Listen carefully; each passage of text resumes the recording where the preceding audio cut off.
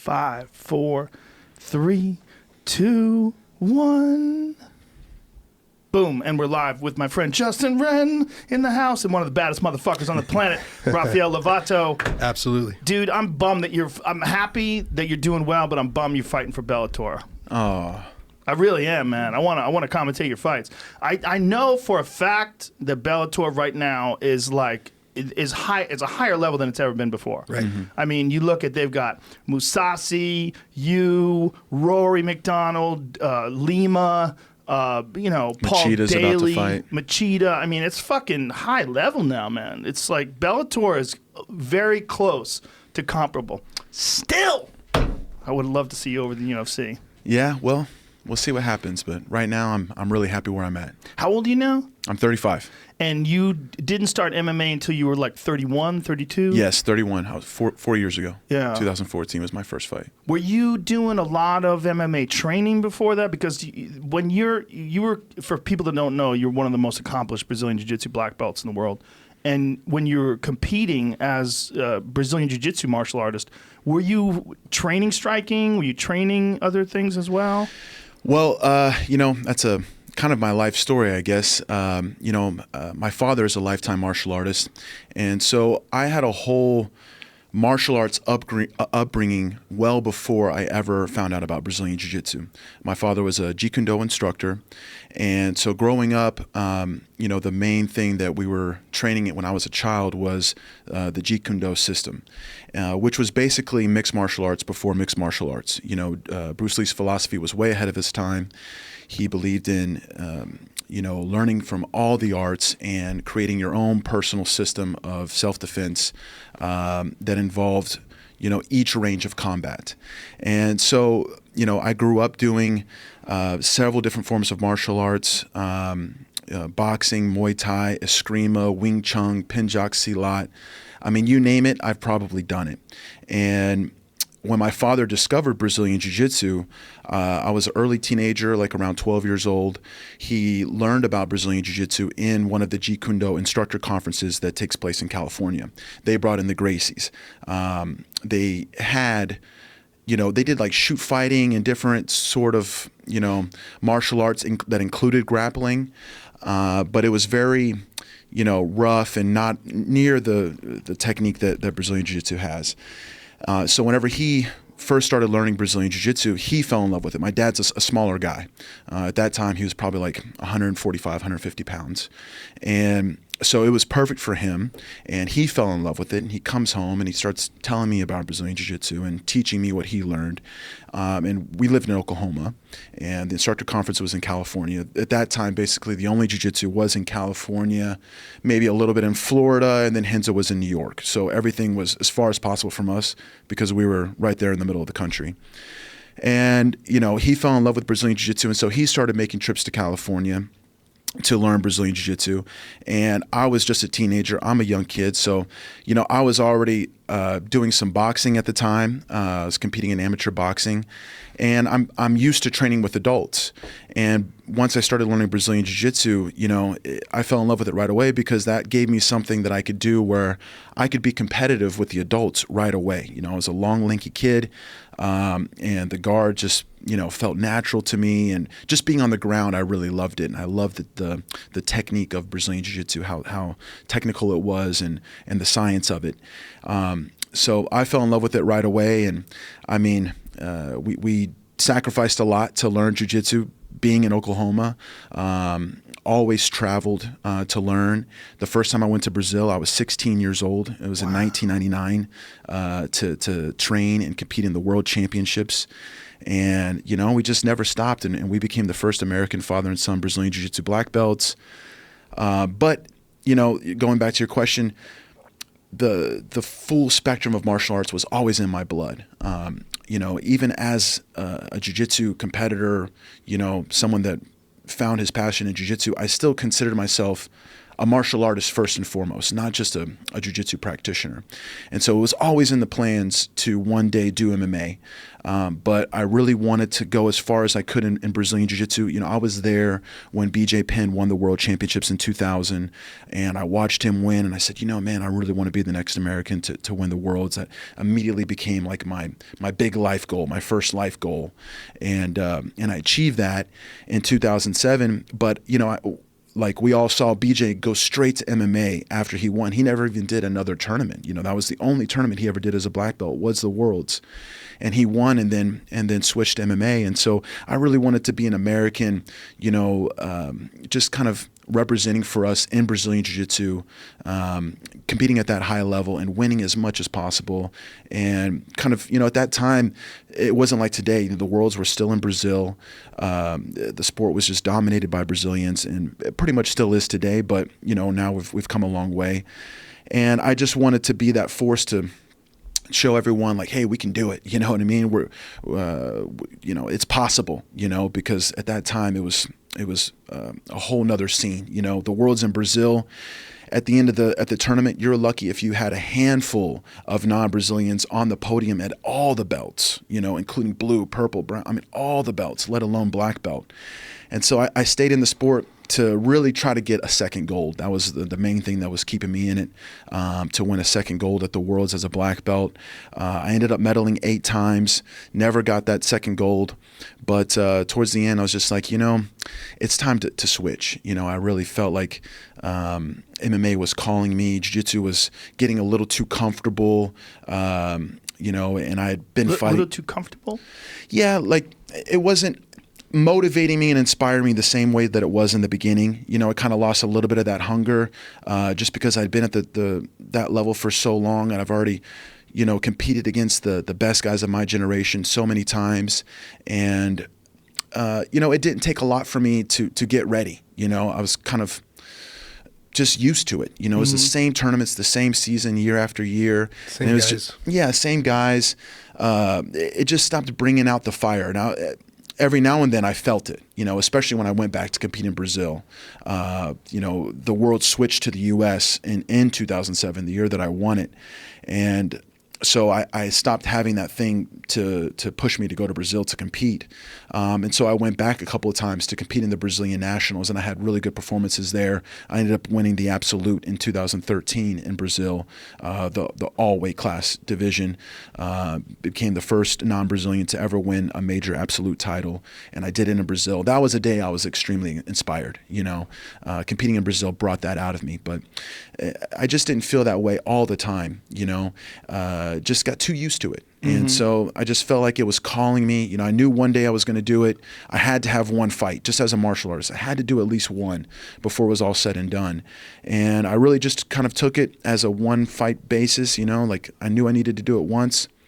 And, you know, the time felt right. Like, okay, let's go. Let's switch back in to, you know, kind of tapping into who I was as a martial artist, the training that I had as a kid, as a child, under my father, under the Jeet Kune Do system. And I did one fight, and I enjoyed it. And I said, I got to do more, and I got to do at least one more. So were you, the whole time you were doing jiu-jitsu, were you training kickboxing at all? Were you doing any wrestling? Like, well, I always did wrestling, you know, to supplement. As a part of your training? Yeah, supplement Brazilian Jiu-Jitsu, the Nogi competitions, ADCC, things like that. You know, and I just believed in training everything, to judo as well. But like, what about practicing ground and pound and all the other things in MMA? Well, whenever I was younger, my father, he had some fighters that he was training.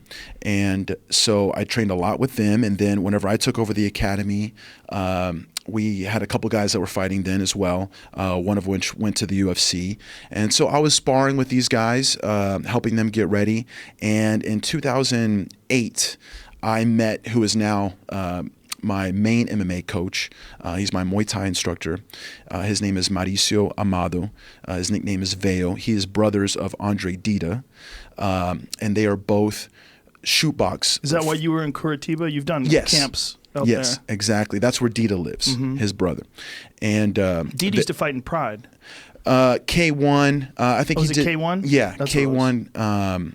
He Fought did Japan. Dream, I believe. Okay. He did some MMA as well, but he's more of a kickboxer. Yeah, striker. And and I met Mauricio. And I really fell in love with his style of Muay Thai. And I had some guys fighting at that time. What's the difference in his style? Well, it's totally designed for MMA. It's not Muay Thai for Muay Thai. They call their system Evolução Thai. Basically means evolution, and it's evolved into this system that is designed for MMA.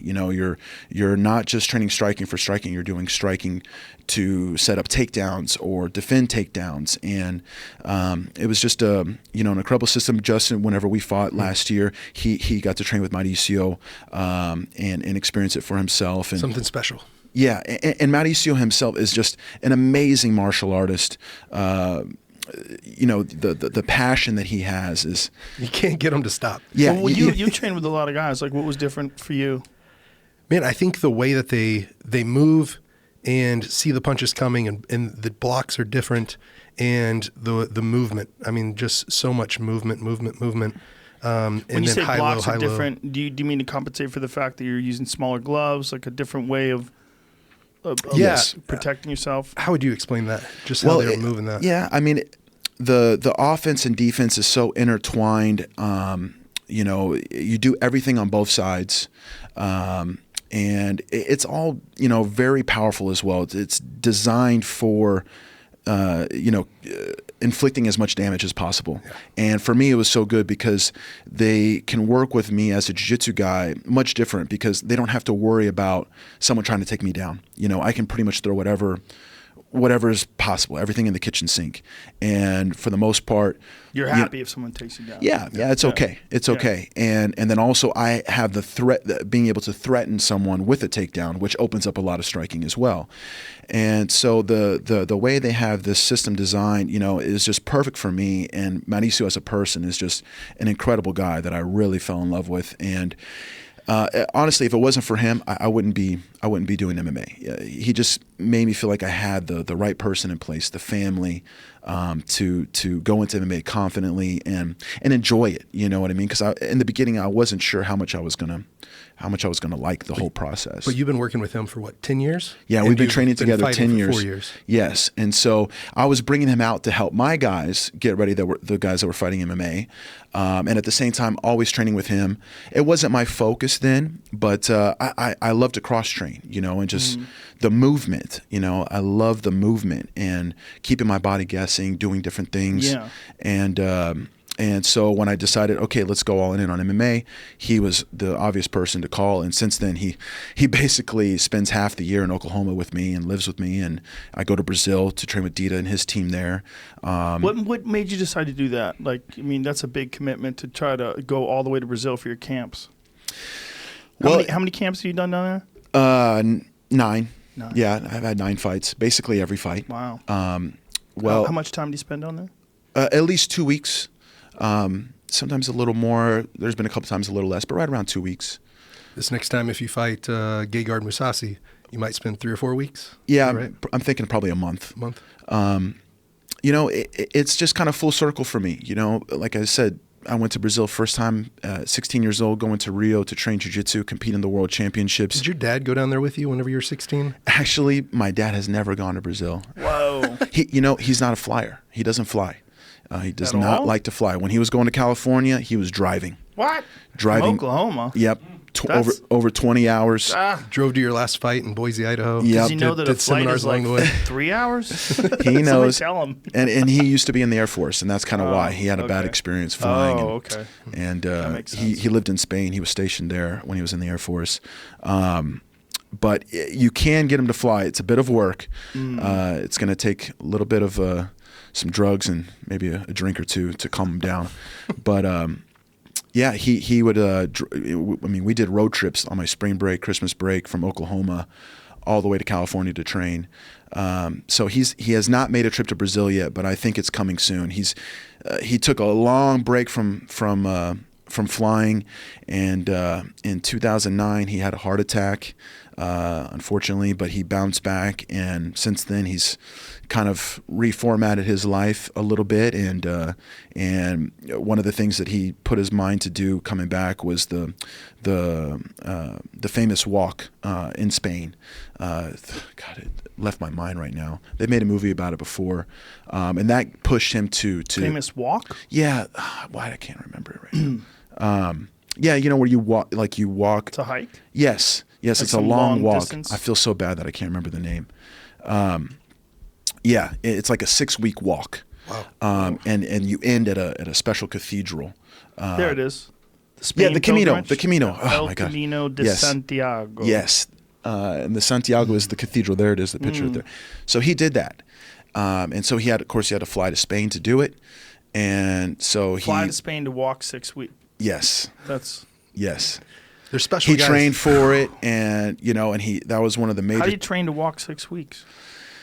Yeah, well, you're wearing a backpack, and so every day he would. So you would backpack and Yeah, camp you out just for 6 weeks? backpack through.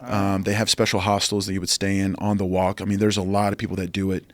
You're not going to be by yourself. There's people doing it all So it's year like round. that trail in Georgia. What is that called again? Appalachian Trail? Yeah. The Yeah. one that goes all the way up to Maine. I had a friend that just did that. 6 months, Yeah, right? I know. It's 6-month wild. walk. It's wild. Yeah, I'm so proud of him for doing that. But and for so you he and started your- flying again, and Yeah. I think he'll be going to Brazil soon. But you and your dad, to me, are something really special. Like, you embody the heart of a true martial artist. You live it as a lifestyle. And for you even, and for him to be supporting you, you coming out of the womb, basically starting martial arts, and then how he's supporting you as a 16-year-old going down to Brazil. Yeah. And how long did you stay there whenever you're 16? 2 weeks, a little over. Yeah. I mean it. Yeah. My parents, both my parents, just have given me incredible support. My mom, I mean, my dad is a full-on martial artist. I mean, he follows his passion. He's a martial artist, musician. He plays the organ. Just a very unique individual. He opened a martial arts school. My mom given us incredible support, and I just basically followed his footsteps. And whenever I started to commit myself to going all in, they've always been behind me. And the timing of it is just very special, because he was inspired by Bruce Lee, and that's what pushed him to follow the Jeet Kune Do system. And so I got to come in that, which is a very unique style. When I was a child, I was training with Danny Inosanto, Richard Castillo, some of the most incredible martial artists that have ever lived. That's very fortunate. And then I was at this special age of a teenager, when Brazilian Jiu-Jitsu first started making its way to the U.S., and I had the support of them saying, yeah, you're going to go to Brazil, you're going to compete in the Worlds. And I got to see Jiu-Jitsu, very early on. The first World Championships was in '96, and I competed in '99.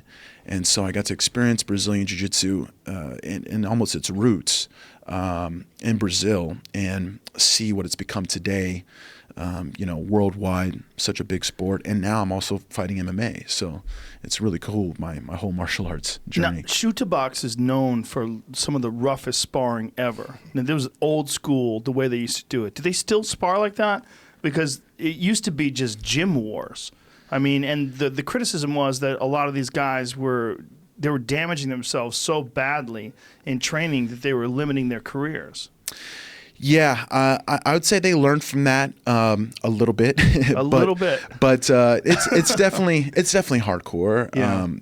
Down in Curitiba, and that's one of the reasons that I like it so much. It gets me out of my comfort zone, and you feel that energy every day. You wake up and you kind of have to process what you're about to go to. In the professional training every morning. But how often do you spar down there? There's some version of sparring almost every day, basically every day. But it's a different aspect. You might be boxing only. Mm-hmm. There's a Muay Thai only day. There's MMA sparring. There's grappling with ground and pound and wall work. It's interesting because there's so many different philosophies when it comes to how often you should spar. There is, and there are definitely days where I have to kind of speak up and say, you know what, I'm gonna pull back just a little bit today. Just depending on what my body feels. I try to listen to that as much as possible. Aren't you sparring partners with like Vanderlei down there still? Yeah, Sometimes? yeah, Fuck all that. yeah. Actually, I've talked to people about that, and they're like, you don't spar Vanderlei, you just fight him. Right. This scar right here is happened in Curitiba, sparring with Vanderlei. Yeah. You know, you get more comfortable with it, and the guys are awesome. I mean, they are definitely my MMA family down there. That's just the way they do it. It's Yeah. not a personal thing. It's No. not like they're trying to hurt you. No, they not try at to all. hurt each other. They sing and dance and, you know, hug and, you know, I mean, afterwards, everyone's so happy. You make it through it and you celebrate it. There's know? a crazy story I heard was Shogun and Vanderlei were arguing over the price of a pit bull puppy. And so they decided to fight. And if Vanderlei won, then he would get the puppy for free. And if Shogun won, then Vanderlei would have to pay him what he wanted. And Vanderlei knocked Shogun out in my training. gosh. And was laughing when he woke him up holding the puppy. Wow. I'm like, what the fuck? Yeah. And they're really good friends. Yep. Yeah. It's a little different. Wow. Yeah, somebody needs to talk to them about traumatic brain injuries. Right. Yeah, I think one of the things that the worst things they were doing, they were sparring full on, like 2 days, a day before the fight. Yeah. That was Or too ECO much. was saying They're not doing sometimes they that were anymore. sparring right the day before. Day Right. of weigh-ins, they're Yeah. sparring. So Yeah, That's there's some really fucking funny, crazy. cool stories that Yeah. they have. Well, I guess you get used to it, so there's that. But you also you leave a lot of your chin in the gym. Yeah. I mean, there's just only so much punishment a body can take.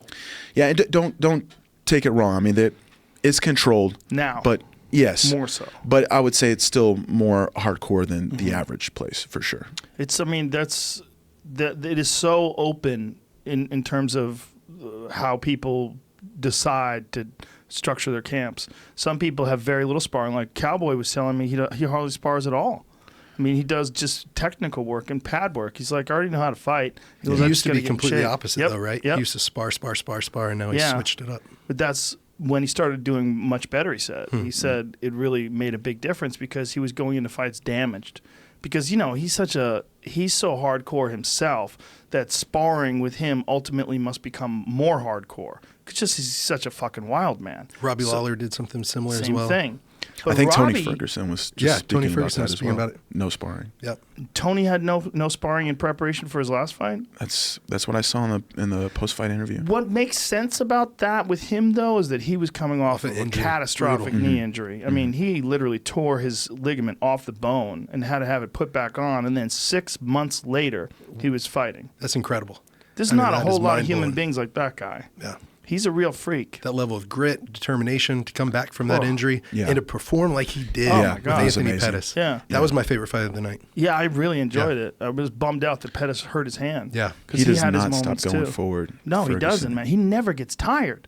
That's the crazy thing about Tony. You know, and Eddie Bravo does his camps with him up in Big Bear, and he says it's nuts, man. They do hill sprints. Everybody else is exhausted, and Tony's just lapping them, just running back up. I mean, he's just never out of wild man. gas. He'll work out 6 hours hard a day, and on top of that, what he does is he gets there, they rent a house, and then he builds his own gym. So they'll have like a house that they rent. He'll mat up the living room. And then he'll go outside. He'll put up a Wing Chun dummy. He'll hang heavy bags. He does it all himself. I used to do the Wing Chun dummy too. Yeah, man. I mean, he actually used Wing Chun in the fight with Pettis. He trapped his hand and hit him with an elbow once. And I remember watching it going, like, holy shit, he just used Wing Chun inside the cage. Like, it works. Like, if you really know your shit, he trapped his hand and then came right over the top with an elbow. And I went, look at that shit. Because he's always practicing it. Yeah. You know, he's always practicing Kung Fu. But he's a very, very unusual guy. Like, there's all this talk about a Conor rematch. Because financially, that would be a fantastic fight, right? Financially. But when you look at what happened, that was a dominant victory. I mean, there was one round where Conor did pretty good, the third round. Other than that, Khabib just sort of dominated him. Yeah. I mean, dropped him in the second, beat the fucking shit out of him in the fourth. And the third was a round where Conor did pretty good because most of it was standing up. I think he won that round, right? Was that the first round Khabib ever lost? Yeah, I think that was. Yeah. But, I mean, it wasn't he won it like running away. It wasn't like that he blasted him in the body, had him hurt. And there was nothing like that. It was just he edged him. It's hard to make. I mean, I guess you could say that's the same thing that sort of happened in the Nate Diaz fight, and then Conor came back and won the rematch. So this is the argument. The argument is Conor was rusty. He's out of the cage for 2 years. He gets back in. Let's do and then financially, Jesus Christ, I mean, it was the biggest fight of all time. They're saying it's above 2.4 million pay-per-view buys, which is fucking bananas. Yeah. That's huge. So if it's bigger than that, and then if they could talk people into a rematch, I get it. But I don't want to see that. I want to see Tony. I want to see Tony and earned Khabib. it. Yeah. He's more than earned it. And the Khabib, the suspension, let him give a little money to somebody. Come on. What's my take on it? Like, would keep, the whole thing is fucked. It's not professional. Right. It shouldn't happen. But neither should people be fucking screaming shit at him while he's fighting. Yeah. And I guess that was going on the entire time. He was apparently having, like, Dylan Dennis was in Conor's corner was screaming shit at Khabib while the fight was going on, which I guess gets annoying. Yeah. Did you see the new angle? There's a new angle of video where Khabib's Russian manager, as Conor is tapping, he comes right behind Dennis and slaps him on the back like 3 or 4 times. I did see that. Yeah. Right. Kind of instigating something a little bit. There's that. And then someone said Khabib, that Conor swung first, which is true, but Khabib had already gone over the cage. And then the guy was coming at him, and Conor swung at him. But I think it was already chaos at that point. Yeah. It's all very unfortunate, but what happened really? No one got hurt. Yeah. Conor got hurt more than anybody. Point of view down there? I mean, did you feel at all like, oh man, this riot's coming towards me or anything like that? Did it spread around? I am so through the fucking audience, numb. I'm so used to people beating the shit out of each other. It's like, oh, now they're beating the shit out of each other over here. Yeah. It's just like, it didn't feel any more dangerous. I was hoping the chairs wouldn't start flying and then it wouldn't get too crazy. And I was really, really, really hoping that someone wouldn't do something stupid and hurt someone to the point where they would get kicked out of the UFC or suspended. But that might be the case with that one gentleman. What is his name? Zuba? What is his name? I should check my Instagram because it's filled with free Zuba. I don't know how to say. Oh, that's what that. I think I gentleman's just name. saw that. Yeah. Khabib's like training partner. Yeah, I mean, that's the guy that got fired. Yeah. I don't know if he got fired. His fight with Artem but it's supposed moved. to be with Artem, and not a bad idea to cancel that fight because it's so close to this, and obviously it's going to be so charged up. Let me find Homeboy's name. Yeah, they just moved Artemin to fight Michael Johnson, I think. Ooh. That'll be a good fight. That'll be a real good fight. Yeah. Zubaria? Yes, Zubaria. They call save Zuba. This shit's all over my Instagram. You crazy Russians. I see what you're doing. That's like all my mentions. Zubaria. I can't pronounce his last name. Tukhugov. Good luck. Good luck with that one. John Anik can pronounce it. He pronounces it flawlessly. Zubaria is a very good fighter, too. It's very unfortunate. I hope they can work everything out. He was supporting his brother. He felt like there was a fight going on. He was showing his loyalty. I get it. There should have been more security. They should have been better. They should have talked to these guys beforehand. They should have stopped all this fucking nonsense beforehand. It's bad for the sport. It's bad for the image. It's bad for them. It's just, there's nothing good about it. But to Khabib's point, there's nothing good about Conor throwing that dolly at the bus. That was worse. Yeah. That was worse. Yeah. I mean, someone could have got really fucked up. Fights got Some people canceled did because people get got hurt. cut. Right. Yeah, I mean, Chiesa got pulled from his fight. He had a big cut on his head. He's still dealing board? with injuries, I think, from that. Really? Yeah. I saw him at one of the Bellators in Chicago there, and he was like, man, I still dealing with like flash concussions or something like that, and I don't know. It was really serious for him. I think he took the worst of it. How did he get a concussion from it? Don't quote me 100%. I know he had glass in his eye, and I just know that he was still dealing with residual effects. Yeah, residual effects. For me, I'm torn because I was at a conference. It was called like the Summit of Greatness, and we had a bunch of people that came over. There was like 13 different people that came over to our Airbnb, had a blast. There were some incredible people there. There's a guy that I think you need to know of. His name's Nick Santanastasso, and he's a guy that is incredibly inspirational to me. I've gotten to know him, and he's got only one arm, no legs. He's got one finger on one hand, but the way that he's overcome adversity in his life, incredible dude.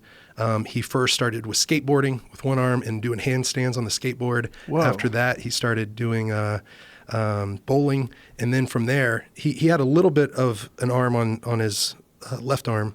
His right arm, and he wanted to wrestle, but his parents said that he had this his bone was growing faster than his skin, and so on one of his arms it has like a problem with it.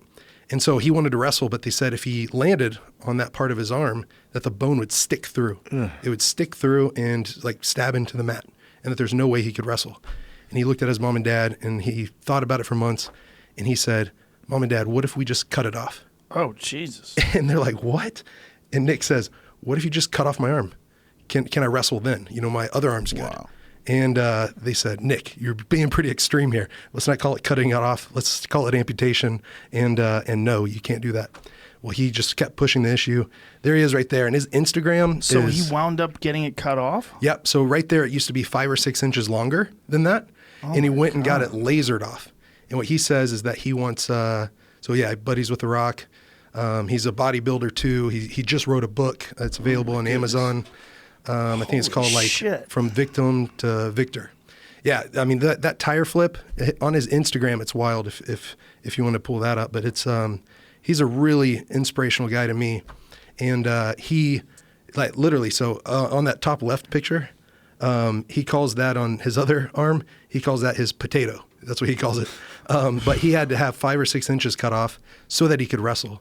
Wow. Really inspirational guy to me. He's been on like Ed Milet's podcast and Lewis Howes, and his stories there are incredibly inspirational.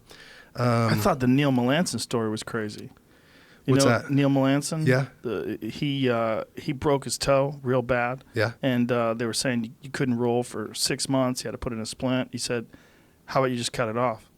Wow. And they said, "Okay." So they did it.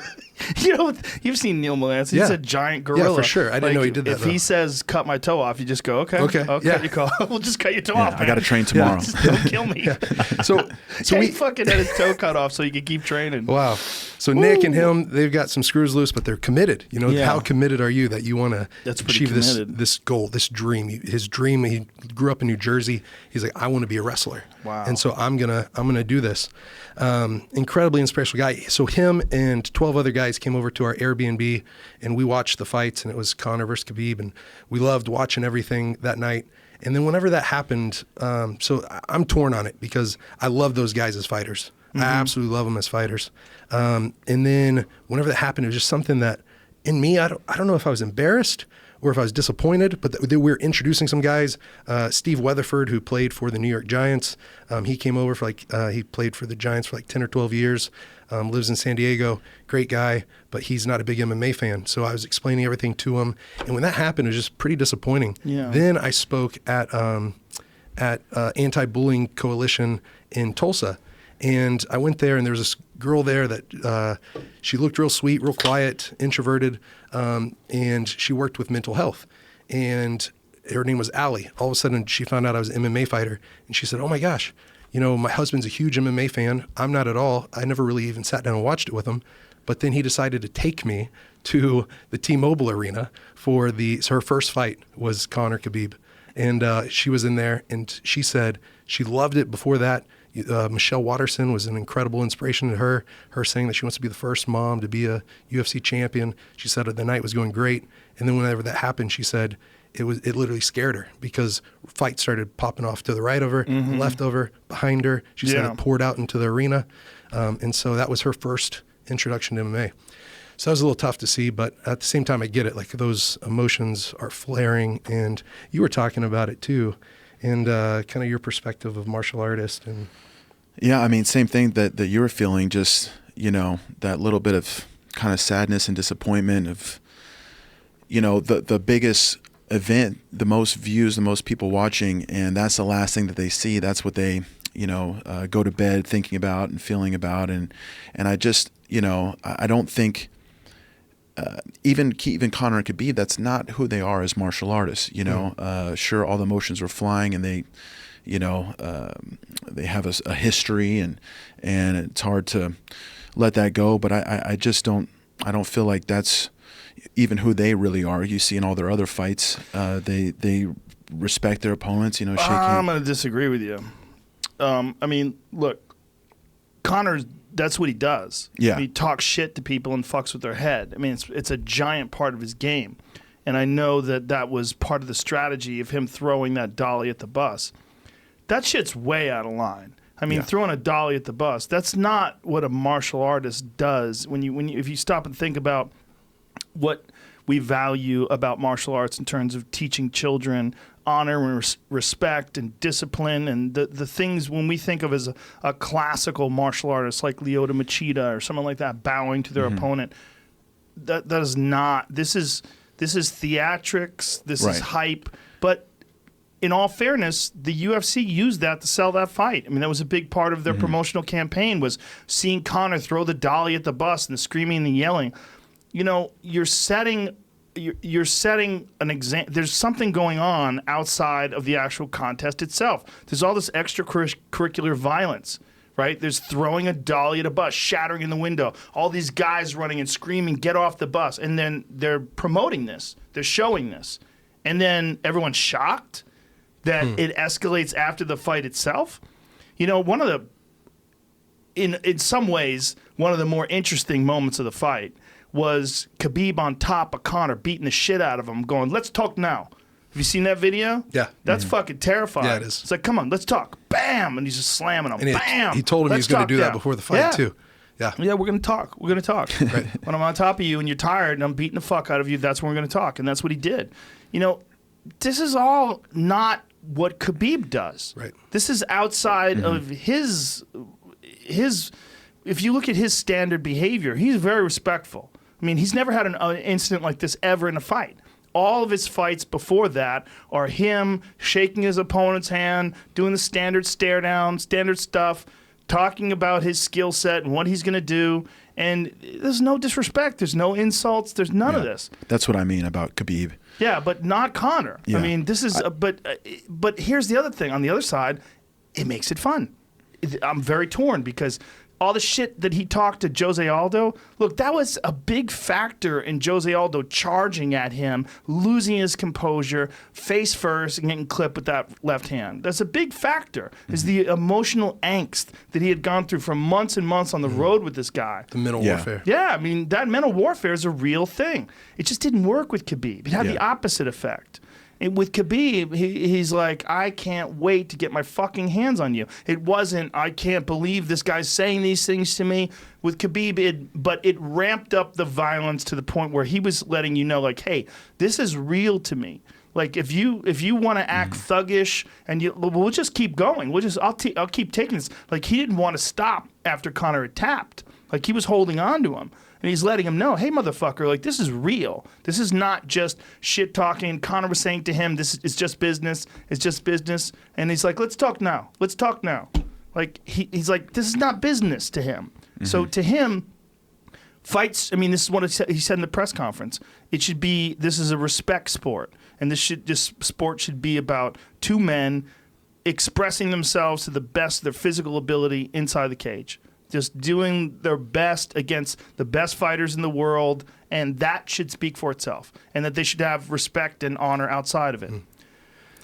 I wish you would have had the chance to say that. You know, yeah, that we didn't was have a chance. The sad part was him letting the emotions take over what he felt, and instead of just getting the belt tied on and kind of killing them with kindness at the end and saying that and having that chance to put that in everyone's minds and ears. He did in the post-fight interview, but I mean, or the post-fight press conference, but how many people got a chance to see that? A lot less. I mean, just a few thousand, I'm sure, and as in comparison to the 2.4 million that downloaded the pay-per-view and the many, many, many, many more that saw YouTube clips and Instagram clips. And yeah, I mean, everybody saw it.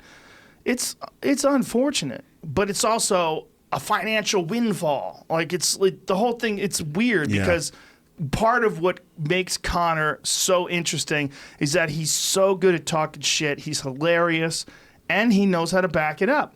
But when we saw him fight Khabib, he fell short. It's really that simple. When skill versus skill, he fell short. And the shit talking led to Khabib being taking it very personal at the end, and then pointing at Dylan Dennis and jumping off the top of the cage. The whole thing was just, it's so fucking crazy. But the idea that people should be surprised after Conor throws a dolly at the bus and then still winds up able to fight. I mean, just what did he do? Paid some money, did some, I mean, we got to do some service. What is it? His community service? I don't even know what he has to do. I don't either. That's where it's not. Yeah, it's kind of crazy. I mean, throwing a dolly is fucking way worse than punching a guy who punches people for a living, which is Dylan Dennis is a professional fighter. He's a professional fighter. He jumps out. He takes a swing at him. They're screaming, and Dylan's like, fuck you, and he's like, fuck you, and there's a bunch of people get involved, and then a bunch of other people jump in. The whole thing was nuts.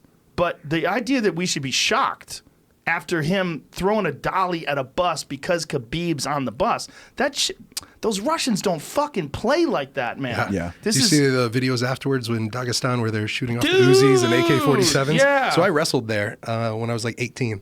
Wrestled there, and it was crazy. They were taking us around everywhere in G-Wagons, and the ones in front of us had like armed, machine guns on top of them. The one behind us, armed machine guns on top of them. Oh. And then what was it? We were walking through one of the streets, and there's these big chains that are in between the road and the sidewalk. And we're walking down the sidewalk, and all of a sudden there's like a laser that comes over, and our guys are like, we got to go. All of a sudden a car came up onto the sidewalk, started driving like they were going to plow us down. We had to jump into the road to not get hit. And I don't know why that happened, but after that we weren't allowed the hotel we were in. We had like balconies to where we could look out. Well, they had to move our rooms to where we're inside, to where we couldn't have a balcony and everything else, to where just because of that threat, because of the laser that came, because of the truck that came up onto the sidewalk and tried to run us over. There was some crazy rumor that someone got arrested outside of the T-Mobile Arena. See if that's true. If someone got arrested with a gun outside the T-Mobile Arena after the fight or during the fight. Because there was some sort of crazy talk about threats. The problem is you don't know how much of that's bullshit. Right. You know, I mean, I probably should have researched that before we talked about it. But you see anything? Bullshit? Did they post that? I don't know. I heard the same thing though. You heard it too. I heard. Yeah. Yeah. I think I heard it on Instagram. But yeah, they don't play around. No, Their the honor. Russians it's a different world, man. Right. Especially Dagestan. That's a hard part of the country. Not that Dublin isn't hard, but it's like that. They're not known for their humor and shit talking. Yeah, well, I went into a store. I went into a store, like a little market, and I was whistling in Dagestan, and I didn't know that was something disrespectful. But someone came right up behind me and just slapped me on the back of the head, like an older man, probably like a Khabib's dad, came up, and I knew that he was a bad dude, so I wasn't going to do anything. I just didn't know. Translator had to come up and say, "You don't whistle in public." You know, like, you're having a good day. Yeah. Don't have a good day. Yeah. Whistling's disrespectful? Yeah, and I can't even whistle that good. But I was just kind of whistling to myself. I didn't even know I was doing it. What do they think about air guitar? Yeah, that's probably bad. That's probably bad. I know you don't show the bottom of your feet. What? Like if you, that's for sure. You can Google that. But if you are sitting there and you like cross your legs and you show the bottom of your foot, that's culturally really disrespectful to show the bottoms of your shoes or the bottom of your feet. So they just don't play around there. And then so if you have your foot on top of your thigh like this, like sitting like this, don't do that. Can't do that. Don't do that. Someone will come and slap your leg and make sure your feet are both on the ground. So just a lot of cultural stuff. It's a hard part of the world, man. It's a hard part of the world. So well, they're always climbing up those mountains. I mean, it's just jagged mountains. I remember it was one of the most beautiful places I've ever been. Just stunning. But just the hard life. Did you see that not Nike, but Reebok video that Khabib did? Yes. It was awesome. Yeah, it was awesome. But just seeing that's the real life there. There's a photo of him that he posted on his Instagram with his father. Him and his father standing right after the fight. He did it, like to explain like that what this is about to him is honor. It's not about money. It's about honor and respect. And it's a photo of him standing with his father with this incredible mountain range behind him. Wow. Yeah, it's it's a different part of the world. So that strategy with Conor backfired. And do you think there's a point where there it is. You know, the Look UFC, how gorgeous that is. Just That's incredible. What a photo. that they should say, hey, let's turn the talking down a little bit. How can you? That's what got Conor to the dance. I mean, it's one of the reasons why it has escalated. It has right? escalated It has. since Aldo Yeah. to then Mayweather bringing in his dad and the assaults and different stuff like that, and then Khabib going after his you family, can't- religion, everything else. Yeah. So it's almost like he has to. I think you were saying this. Yeah, he's but got to one up outperform. himself, or, Right. you know. And for me, it just kind of felt like, you know, it wasn't a surprise. It was kind of like the karma for the UFC promoting the bus and Right. you know, and letting it just keep getting deeper and deeper. You know, But they say it's the story, and it is the Right. story. But at a certain point, if it's something that was illegal or hurt somebody, maybe you don't use that. I was for honestly promotion. shocked that they were using it in promotion. I was like, well, I shouldn't be shocked. I thought that when I saw the promo and I saw the dolly flying at the bus and then the video from the inside with the glass shattering, I was like, okay, I guess I shouldn't be shocked because it did happen. You know, it is a part of the story. But I mean, is this encouraging this? Like, what is? I mean, they're using it to Right. sell the biggest fight in the history of the sport. Turned out to be true. It is the Right. biggest fight in the history of the sport. Is that good? That doesn't seem good. No. That No. seems. It seems. I don't Not know, from my man. perspective. But it's it's entertainment versus sport, right? When it comes to sport, like you would never use that to advertise the Olympics, Right. right? They would never have an assault to advertise the Olympics. But this is something different. It's commerce. There's a lot of money involved. It's a huge cultural spectacle. It's Conor McGregor, he transcends sport. He's this superstar in just the world of just show business. So it's different. But It's different, but at the same time, what this might be more for the purist or hardcore MMA fan or martial artist that competes. But but what originally drew you to the martial arts? I mean, I haven't heard that firsthand from you. But what drew you to the sport initially? Well, I mean, like Rafael, I found out about Bruce Lee when I was a kid. I mean, Bruce Lee was the first. I saw those Bruce Lee movies. I lived in New Jersey in an apartment complex, and my superintendent of the apartment complex, his son was my age, and I went over his house. We watched a Bruce Lee movie. I was like, holy shit, look at this. And kid had nunchucks and shit. I whacked myself in the back of the head trying to practice nunchucks. But I remember watching that guy throw kicks and, you know, jumping off of tables and beating the fuck out of all these dudes are coming out. Bah, bah! And every kid wanted to be Bruce Lee. Every kid wanted to be Bruce Lee. And then I took a kung fu class, and then I took karate, and then I got into taekwondo, and then I got into Muay Thai and all these other different things. But to me, it was just martial arts was, it was a way to learn how to fight, first of all, for sure. But then it was also a way to test yourself. But it was always, there was no shit talking back then in martial arts tournaments. There was no trash talking. Even if, you know, there was like little subtle things that people would say to each other at the weigh-in under each other's breath, like, I'm going to fuck you up or something like that. It was very quiet. And it was very little of that. Most of it was bowing, you know, shaking hands, and then there was just the fight. But there was also no money involved. It was just fighting. You know, and I think that when you're dealing with money and you're dealing with promotion, let's just be completely honest. Conor throwing that dolly at the bus and Conor talking all that shit probably made that fight twice as big. Maybe would have got 1 million pay-per-view buys. It wound up getting 2.5 million. It's worth a lot of fucking money. Think about 2.5 million versus one extra million people buying it at whatever the fuck it costs. What does it cost? $70 or something? Ours was $64.99. It's a lot of money, man. Yeah. You're talking about a lot of money, you know. And then it's worth more for other fights because the whole card was so amazing. It's going to get more people to what watch was your the favorite next moment? card. Favorite moment of the night? Was it Derek Lewis? Derek Lewis. Or Tony? Derek Lewis. Derek Lewis. Yeah, Derek Lewis winning by knockout. Yeah. And in a fight where he said the thing about Derek Lewis is he can always just land one punch. We had just got done saying that like 10 seconds before he lands Right. this fucking howitzer. on the top of that dude's head. And then the post-fight interview, he takes his shorts off, and I'm standing there, I'm like, what are you doing, man? He goes, my balls is hot. I'm like, oh my God. But I mean, I always knew Derek's hilarious. He's always hilarious. So I always look forward to talking to him.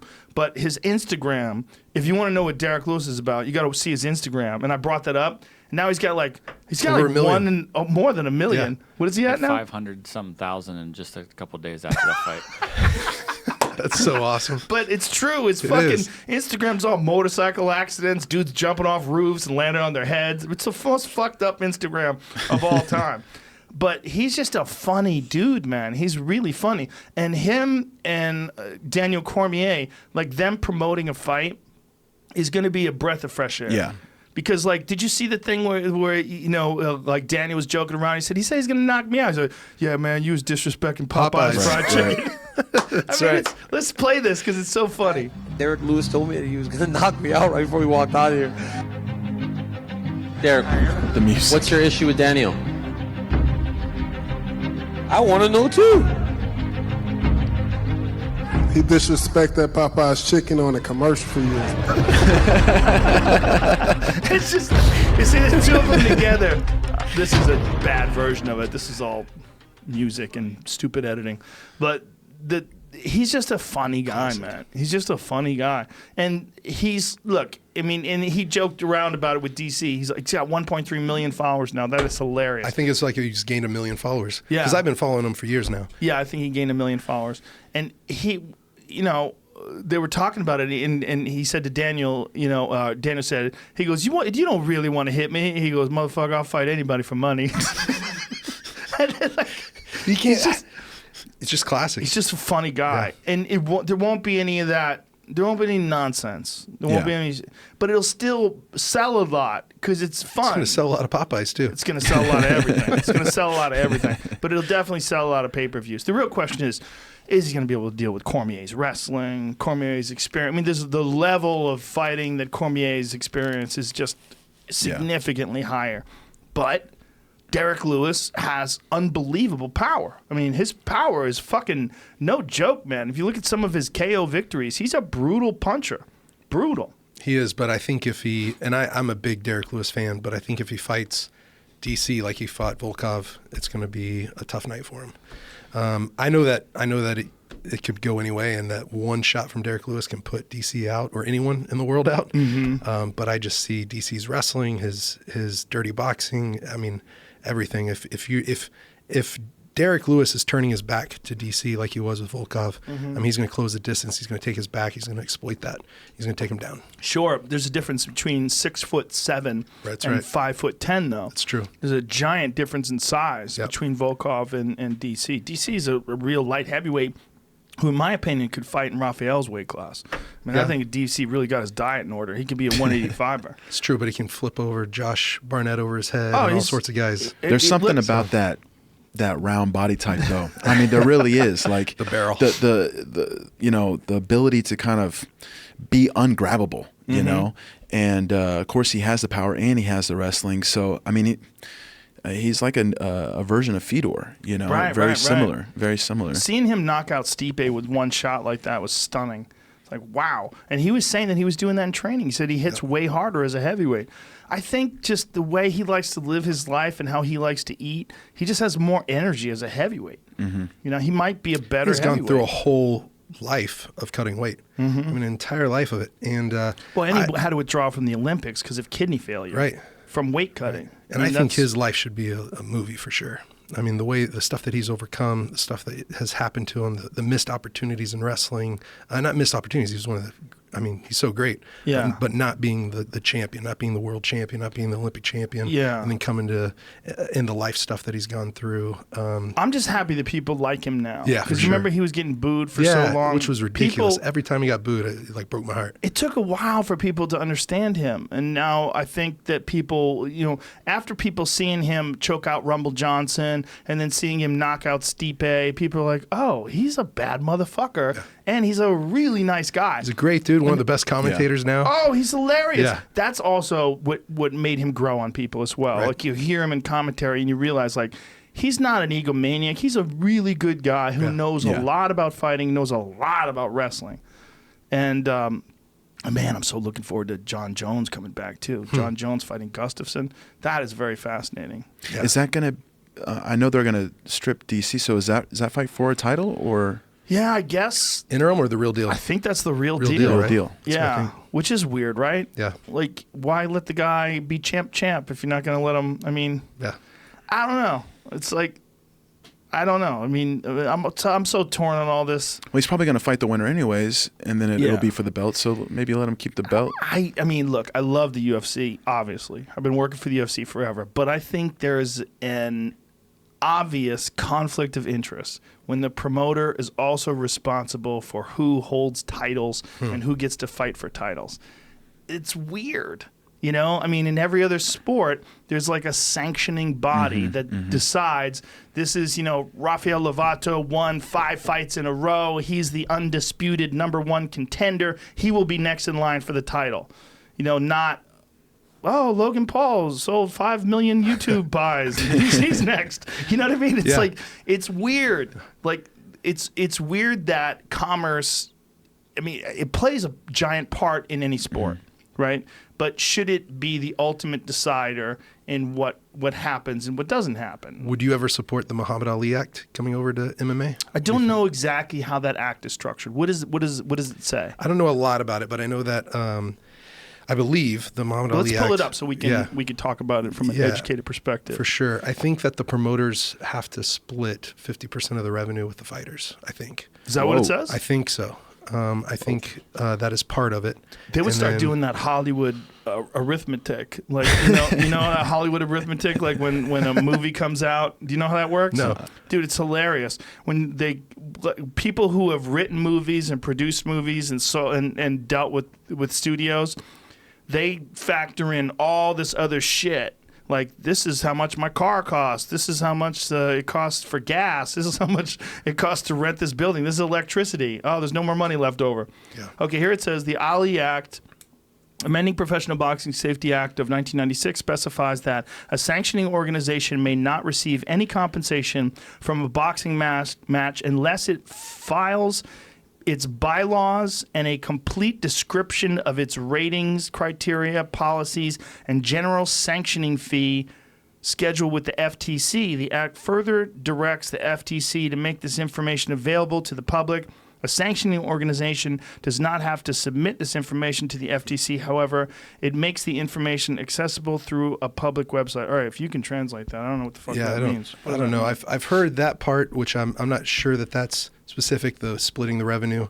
But then I also think it takes out of the promoter's hands. What does that say? Look at that champion. where it says law, 15 US, and what is that fucking double squiggle shit? What is that? I've never seen that thing before.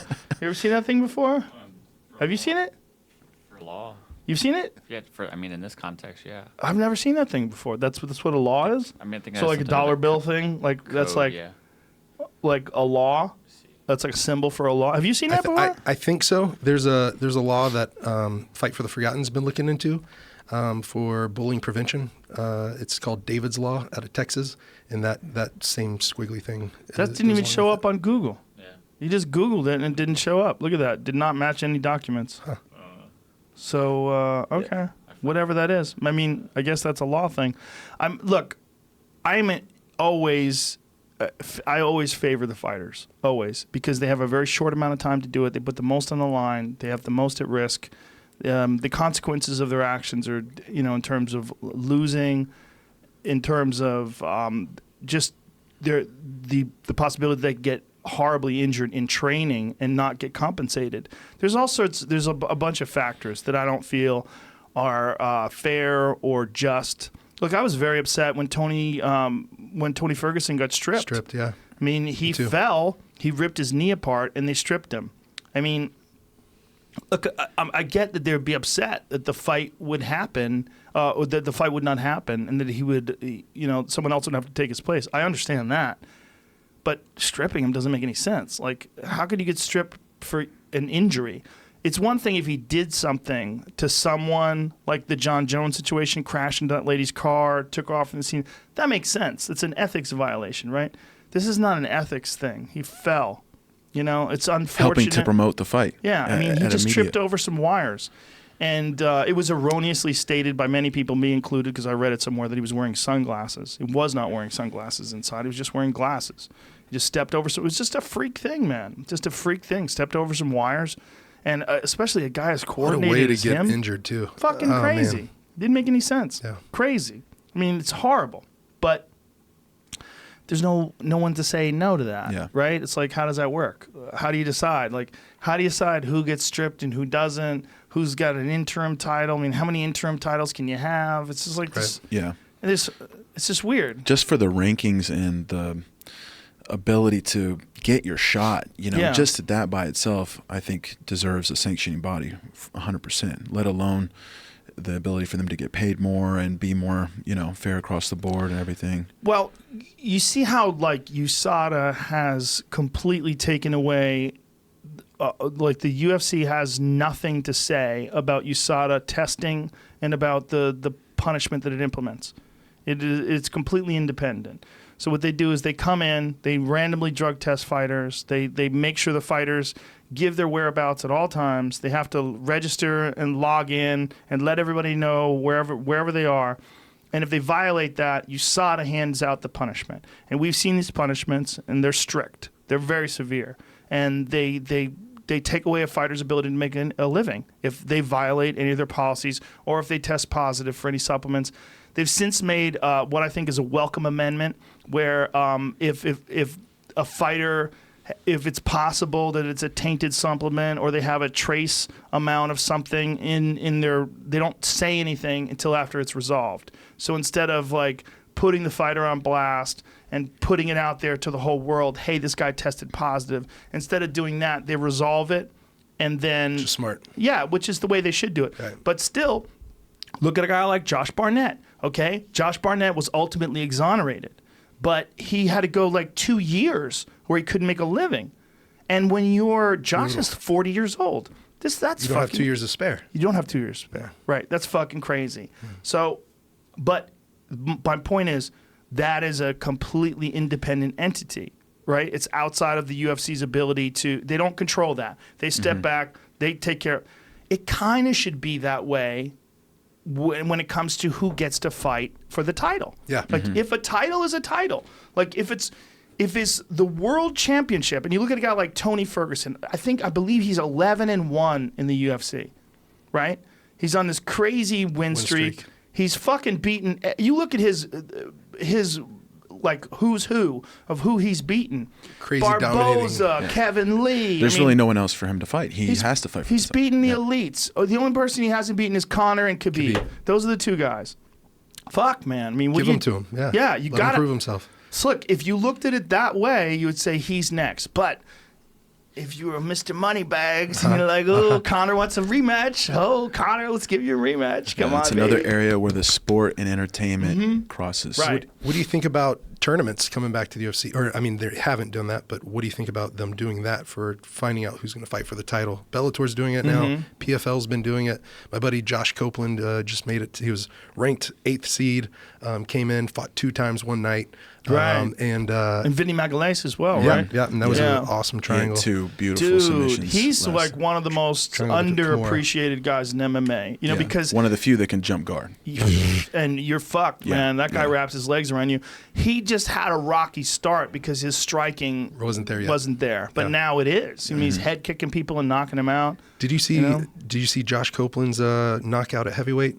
It was one of the best knockouts at heavyweight in a long time. No, I didn't see it. In a long time. It's on my Instagram. If you're able to pull that up, Jamie, it's please. It's on my Instagram, and it was awesome. He got the deepest cut, one of the deepest cuts I've ever seen in my life. You could see his skull, and it went farther than his eyebrow, and he got cut probably 5 seconds before he gets the knockout punch. And if he wouldn't have got that, they would have stopped it.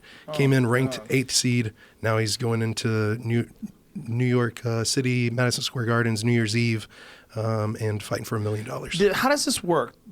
What is the $1 million? What does that mean? Like, does every weight class win $1 million? I believe they have 10. They're giving away 10 million, so at least 10 weight classes.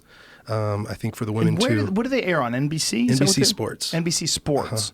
So it's like one of the cable channels, right? And then for Josh, They just fought in New Orleans, and he had to fight a 2-round fight first, and then he fought a 3-round. Two round. In the night? Because Same they night? wouldn't allow you, and the state commission wouldn't allow you to fight more than 5 rounds in one night.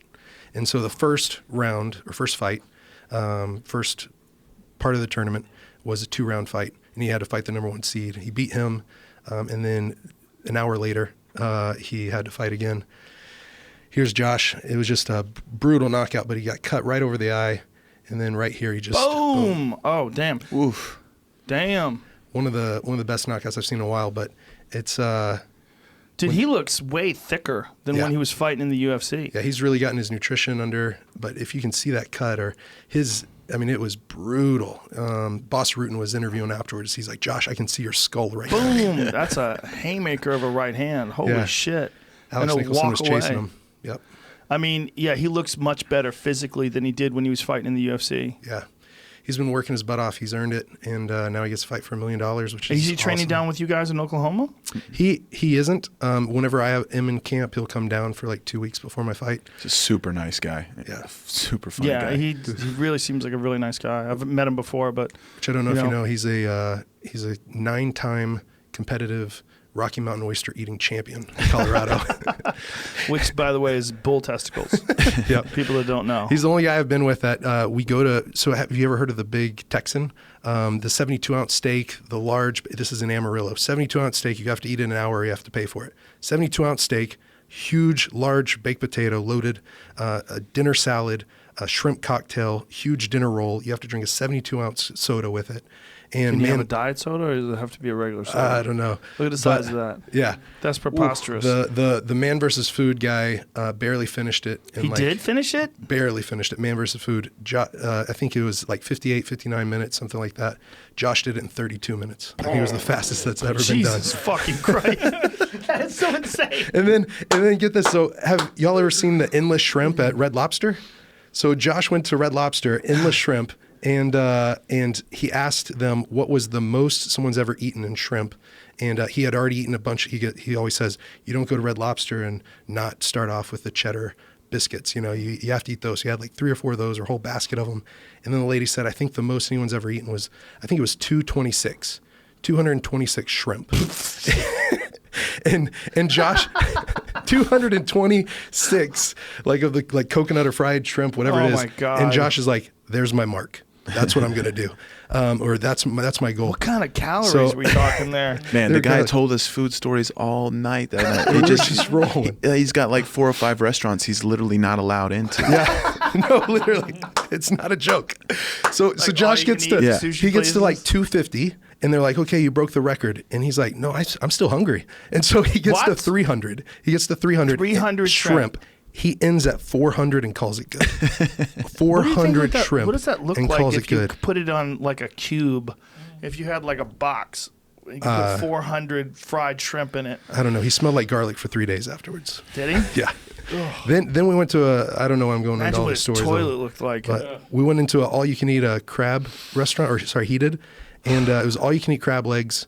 And he's just ordering bucket after bucket after bucket of crab legs. And they come over and finally said this, sir, there's got to be a limit somewhere. And so, Wow. so We have to ask you to leave. They have to ask you to leave. So he can eat, but now he's gotten his diet under control and everything else. Whenever he came to Grudge, whenever I got off the Ultimate Fighter, he came in at over 350 pounds. I think it was 356 or maybe it was Wow. 346, something like that. What Now is he he's- down to now? I think he walks around at like 245, 250. He looks a lot slimmer, but Yeah. he also looks thicker, like in his shoulders and the chest. Yeah, he's been working with Lauren Landau, who was Okay. a great guy that Brendan worked with. That So I he's worked in with. Colorado as well? He's in Colorado. Okay. So he's training with Elevation man, why am I forgetting the main place that he trains at? But Ryan, anyways, Trials MMA in Fort Collins is where he's training mainly. And but I'm just so stoked for him. $1 million tournament. Bellator's doing the $1 million tournament now. I think it'd be something. I don't know. What does 50 Cent have to do with Bellator? He's like offering all His these people champagne. money. Yeah, Yeah, he's talking to Khabib now. What trying does to get he? him to come over. What does he do with Bellator? Does he have? I think he's like helping promote it. I'm where you are. I'm like, what does he have to do with this? Right. I But keep seeing he's him promoting like, his champagne. offering people money, and His champagne's on the canvas and on one of the he has cage. his own champagne. Yep. Oh. And so he's giving everyone the champagne after they win their fights and stuff like that. And so It's such a strange combination. Him, 50 Cent, and he keeps saying he wants to fight people too. Yeah. What is going on with that? I don't know, but if know. he's supporting Bellator, I don't know. There we go. It's I'm great. not necessarily against it, but Yeah. I don't know what's going on. Do you think he's actually going to fight someone, or is he just? It seems like it's all just a lot of fun. Yeah, I think it's fun. Yeah. I It's think fun. it's fun. I think it's for promotion of his new champagne. Do you enjoy working for them? Yes, I do. Very much. It Very seems much. like a great organization. Everybody that I know that went over there really enjoys it. Yeah, super professional. Everyone's really friendly. And Scott a lot Coker of, is a great guy. Yeah, he is. yeah, a lot of jiu-jitsu guys on the staff too. So Oh, yeah? I like to feel that love. That's and, nice. It was funny the last time. Shanji, he's always in my corner, and one was at Chicago. Rich Chow, who's also, I hope I said his last name right. Cho. Who's also Chow. I think it might be Chow. Sorry. okay. He trains jiu-jitsu, and Shanji was like, He's hey. the matchmaker for Bellator. Yeah. Yes, Really yes. great guy. Taking us to Hawaii next. Yeah, and they've met before, and Shanti's like, "Hey, did you bring your gi? Let's roll. Let's go train." And Rich, "Oh no, I don't have my gi. I'm too busy. He's got a lot of things going on." Well, in Idaho for the last one, Rich had his gi, and he was totally ready for Shanji this time. And man, they ended up training like probably, I think they did at least 2, maybe 3 sessions, and each time was like an hour or over an hour straight. And they had a lot of fun, and Rich was like ready for it. He's like, I had my gi. Next day, he's texting Shanji, "I'm ready, let's go again." That's awesome. Yeah, it was so cool How to did see. you get hooked up with him and Salo? Well, So tell everybody that Salo Ribeiro and Shanji are just two elite Brazilian Legends. Jiu-Jitsu black belts, and Legends. they're down in San Diego. Yeah, they're from the Amazon, from Manaus. Salo's a 6-time world champion. He's the older brother. Shanji is 7-time world champion, 2-time absolute world champion. He's the greatest heavyweight there's ever been in Brazilian Jiu-Jitsu. It's a really cool story. I was 19 years old. I was a brown belt, and I competed in my first professional event. It was a no-gi pro tournament in Ohio. It was the part of the Arnold Classic event that goes on with the bodybuilding and all that. They had a jiu-jitsu competition, and they had a pro no-gi tournament. It was only 3 weight classes. It was like a lightweight, a middleweight, and a heavyweight. And at that time, it was like the biggest no-gi tournament that there was besides 480cc. And a lot of the 80cc champions would do that event to win the money, of course, and then also just kind of prepare for 80cc later in the year. And I knew Salo, he had his home base, his affiliations, association schools were in the beginning in that area of the country, in Ohio. And he always competed at that tournament. So did Shanji. And so I knew there was a great chance that I would get a chance to face Salo going into that event. I had to send my resume in to get accepted into the pro tournament. And I'll never forget the email they sent me where it was like, "You've been accepted. Congratulations. Salo Ribeiro is in your division. Good luck." And I'm like, okay, how awesome. I'm already thinking, how awesome would it be to have a match with Salo? I'm 19 years old. Salo was already 6-time world champion, a legend already. And so, I go to the tournament, and sure enough, it was destiny, man. We're on opposite sides of the bracket, and, he clears out his side, gets to the finals, no problem. And I fight my way to the finals. I had 4 matches, and actually in the semifinals, I ended up going against one of his black belts. And it was the first time I ever faced a black belt. At that time, there wasn't a whole bunch of no-gi opportunities, where you could be a non-black belt and fight a black belt. And I was losing on points, and at the end I started coming back, and I was able to submit his black belt and go to the finals. And his black belt kind of threw a fit and was pretty disappointed. Wouldn't shake my hand, wasn't there when the referee raised her hand. And I could feel all this energy because it was kind of, I think everyone thought they were going to close it out together, And I was. How would they do that though? Would they fight it out, Every tournament's different. or would he bow out? Yeah, they'd probably bow out. Yeah. And then they would share the prize money. There was a substantial prize money for first place. I think it was like $5,000, and second place was like $1,500, something like that. It was the first time I got paid to compete. Like I ever won money. I was super pumped. But yeah, so, you know, I'm going into the finals against Saul, and I just beat one of his black belts, and I was just like, woo, I was so nervous, so scared, you know. Well, you're facing an absolute legend. Yeah, Just and I'm dominant. 19. I'm a brown, and it, you know, it wasn't like today where you see all these, you know, legends and these world champions all the time. Like at that time, they were all in Brazil, you know, and so it was hard to see these guys. Like the only time you saw them is if you were in Brazil, and they were still very like they had this mystique about them, and you know, it was just a different vibe. They were way more scary, I guess you could say, way more intimidating back then. So I was definitely super intimidated, but, you know, at the same time, I was fired up. You know, I want to be a world champion. I get to face, you know, a legend, and let's go. And so we had a good match. I was able to last for a good amount of time, but he eventually passed my guard, mounted me, and submitted me at the very end. And, you know, I wasn't disappointed. I was happy. It's like, man, you know, this was the first time I got to face someone like that, and I did my best. I was able to keep my guard for a while, so I was proud of that. But at the same time, you know, he mounted me, tapped me, and you know, that's what he was supposed to do, you know.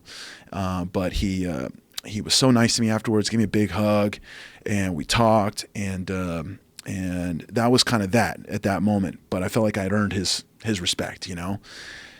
Fast forward a few months later, I'm in Brazil, and at that time there was 2 world tournaments. There was a second organization called the CBJJO. So there was the CBJJ, and then there was the CBJJO, and they were paying. There was a World Championships that were paying.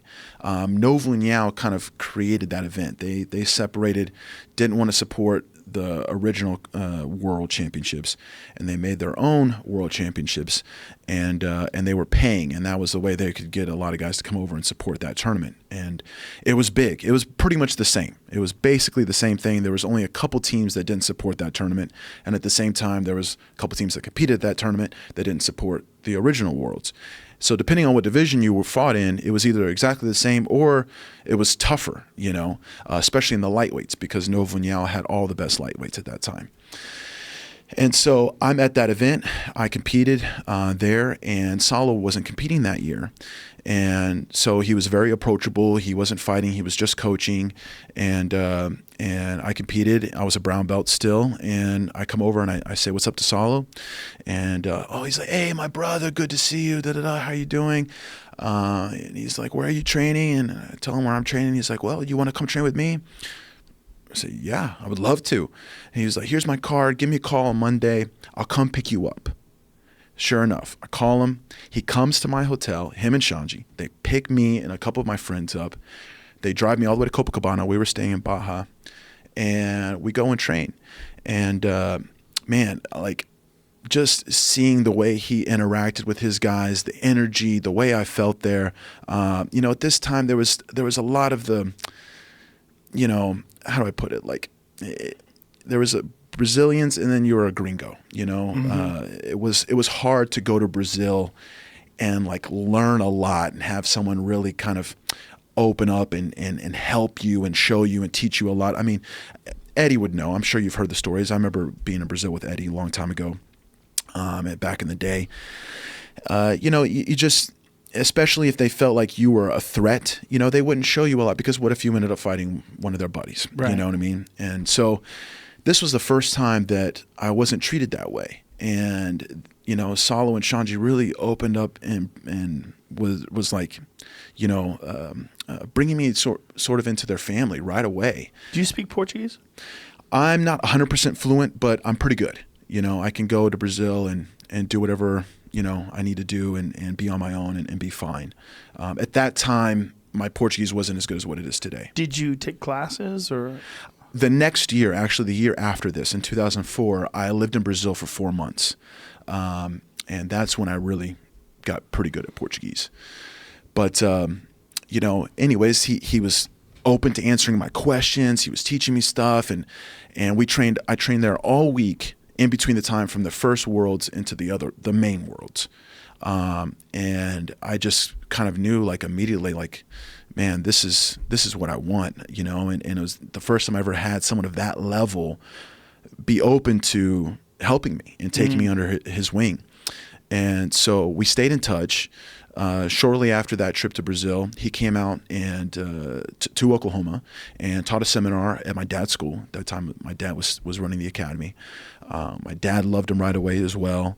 He stayed with my dad, and like once again, we spent a whole week on the mat together. He's helping me. He did an amazing seminar. Saul was just an amazing guy too. He's like an encyclopedia of jiu-jitsu, and just, one of the most amazing martial artists I've ever met. We just never stopped. You have his style in a way. Him and Shanji have that smashing, pressure game. It's just such a hard style. I love that style. Me too. I love watching it. I love that. It's just total control, and it's just pressure. And, everybody that I've talked to that's rolled with him or Shanji says it feels like you have a building on top of you when these guys are on you. Exactly. Two of the greatest guard passers that have ever existed, and they're mounters. They smother. They make people tap just from their mount. Yeah. So do you, brother. It's suffocating. But I didn't have that then. I was a guard guy. Right. I didn't really. What's a great combination of those two things? Yeah, it all came together for me. But this was a time I'm a brown belt transitioning into becoming a black belt. The next year I get my black belt. When we really started training like day to day that year, I spent 4 months there. I trained with Shanji every day. I become a black belt, and they're literally just, destroying me. They were their home base at that time in the U.S. was Toledo, Ohio, in the middle of nowhere. Really? How did they wind up in Toledo? That's where their affiliates were. In that area. Michigan, Ohio, down into Virginia. They had Philadelphia. When did they go to San Diego? It was 2007. So this is like Sanchez training with them down there? Because he was down there with them for the BJ Penn fight, which I feel like was before that. It was around the same time, 07, 08. Really? Yes. BJ versus Diego was 07, 08. Yeah. Wow, man, I'm confused. I felt like it was like 2003 or something like that. I'm too many fights. I'm kind of scrambled. Yeah, Diego Sanchez was in the Ultimate Fighter at like 2005, right? Well, he was in the first season, which is 2005. Yeah. December 11th, 2009. Oh, okay. Yeah. So I said 07, 08. It was probably 08, 09.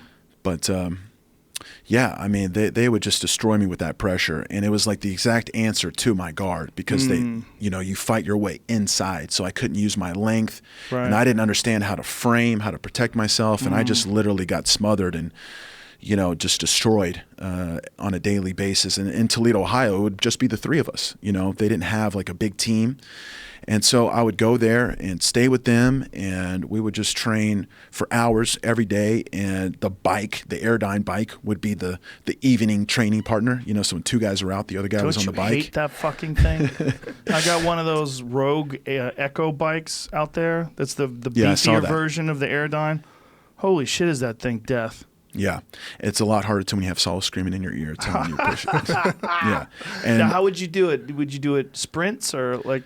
What do you do on that thing? You had to keep a certain pace, and whenever they were in a scramble and going hard, you had to sprint at the same time on the bike. Oh, wow. Yeah, and so you didn't want to be the one like going too slow, and in the middle of the training, Saul looks over and he's like, yelling at you to pick it up. You know what I mean? So you had to you had to push it. You had to push it, and then it was your turn to go in, and so I'm going back to back between Salo and Shanji, and the Airdyne.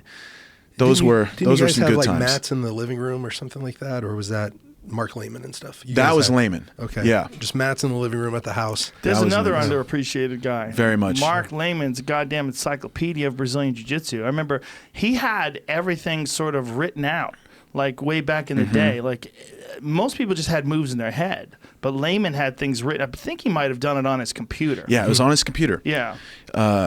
Another guy that had a big influence on me. Where's he these days? He went back home to Wisconsin, right? And I think he might have a he school there now. There? I think he is. Because I know he was doing Team Takedown, right? Yeah. He was with Hendricks I fought with him twice. When Hendricks was at his best. Yeah. That's right. You were there as well. And then I haven't heard from him. I was wondering, like. Yeah, he went back home. He's had some back issues, that kept him from training. But I want to say I heard he is teaching now. He is back to teaching. I think he's teaching, and I think he's also some of his family. Either it's a bait and tackle shop, or maybe it's like a the standing paddle boards or something like that on a lake, and I think he's helping with that business as well too. So his back from jiu-jitsu, right?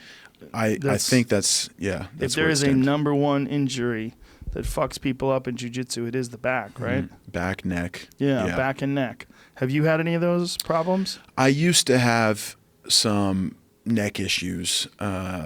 It wasn't never anything too serious, but if there was something that kept me from training for a week or two, it'd be because my neck would flare up. But fortunately, my strength and conditioning coach that I've been with now for about 9 years, he really changed the way I trained. I used to think that, the supplementary like strength and conditioning type stuff, like I had to just destroy myself and lift hard and do all this crazy stuff. And I didn't feel like it was productive unless I couldn't walk at the end. And then I would go train and get hurt. I couldn't move. I was too tight, too sore. And so my strength and conditioning coach, Luke Tyree, he really kind of put me on a different path and made it a lot more back to the basics, pure, clean movement, and everything just about health and awareness. A lot of. So what kind of stuff do you do now? Well, you'd be surprised how little I do. I don't. There are times where we push it, but I don't. I don't ever leave feeling like I'm not going to be able to train later. Actually, a lot of people do strength and conditioning type training, later in the day after they've already done their martial arts training, so they, don't feel tired when they do their martial arts training. The strength and conditioning training that I do actually makes me feel healthier and makes me feel, kind of awakens my body. I feel looser, and so I always do in the morning. That's the way I like to start all my days. But we do a lot of kettlebells. I've been playing a lot with the mace lately as well. I do a lot of airdyne bike. I'm on the bike a lot. Sled drags. We just pick heavy things up and move it around. The only lift I really do on a regular basis somewhat is deadlifts with the trap bar, so it's safer. And there's just also a lot of movement, a lot of mobility involved. Why is deadlift safer with a trap bar? Because you're not carrying the weight in front of you, so it's not as much pressure on your back. It's you're kind of inside of it, and so it's a little more natural to bring it up. What's that other machine that Luke has that you also love? It's the reverse hyper. Reverse hyper. That thing's amazing for your back, isn't it? Mm-hmm. So critical for decompressing your spine, and then strengthening up all that area in a real weird way that's very difficult to do outside of that machine. Mm-hmm.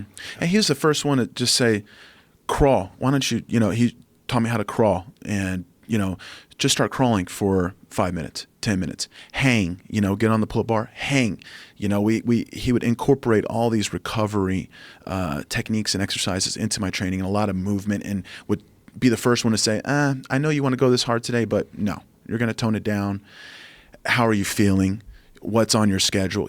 And really just, put it to where it fits nicely into my routine and isn't something that is everything, that takes it all out of me. And he kind of opened my eyes to the movement area of his training. And that kind of led me into another person I'm training with now these days. His name's Cameron Shane, who's an innovator when it comes to movement. He has a system, the Budokan movement system, and he's an incredible guy. He's in Florida, in Miami. And he is a yoga, he's a yogi. He's a martial artist first, fell in love with yoga, and then created this free-form mobility and movement that you see guys like Ido Portal preaching and doing now. Is really well known for his work with Connor. And I'm really into that as well. And so I've been working with him now for a year, and I love that movement. I just love it. And Saul and Shanji are also, they spend a lot of time with Alvaro Humano from Ginesca Natural. And Hickson was a big part of that as well. Exactly. Yeah. So I love yoga. I love movement, and that's a big part of my recovery and training without impact, and it's kind of implemented into my strength and conditioning program as well. So your conditioning program used to be just, was it you on your own, or was it someone else that was like brutalizing you?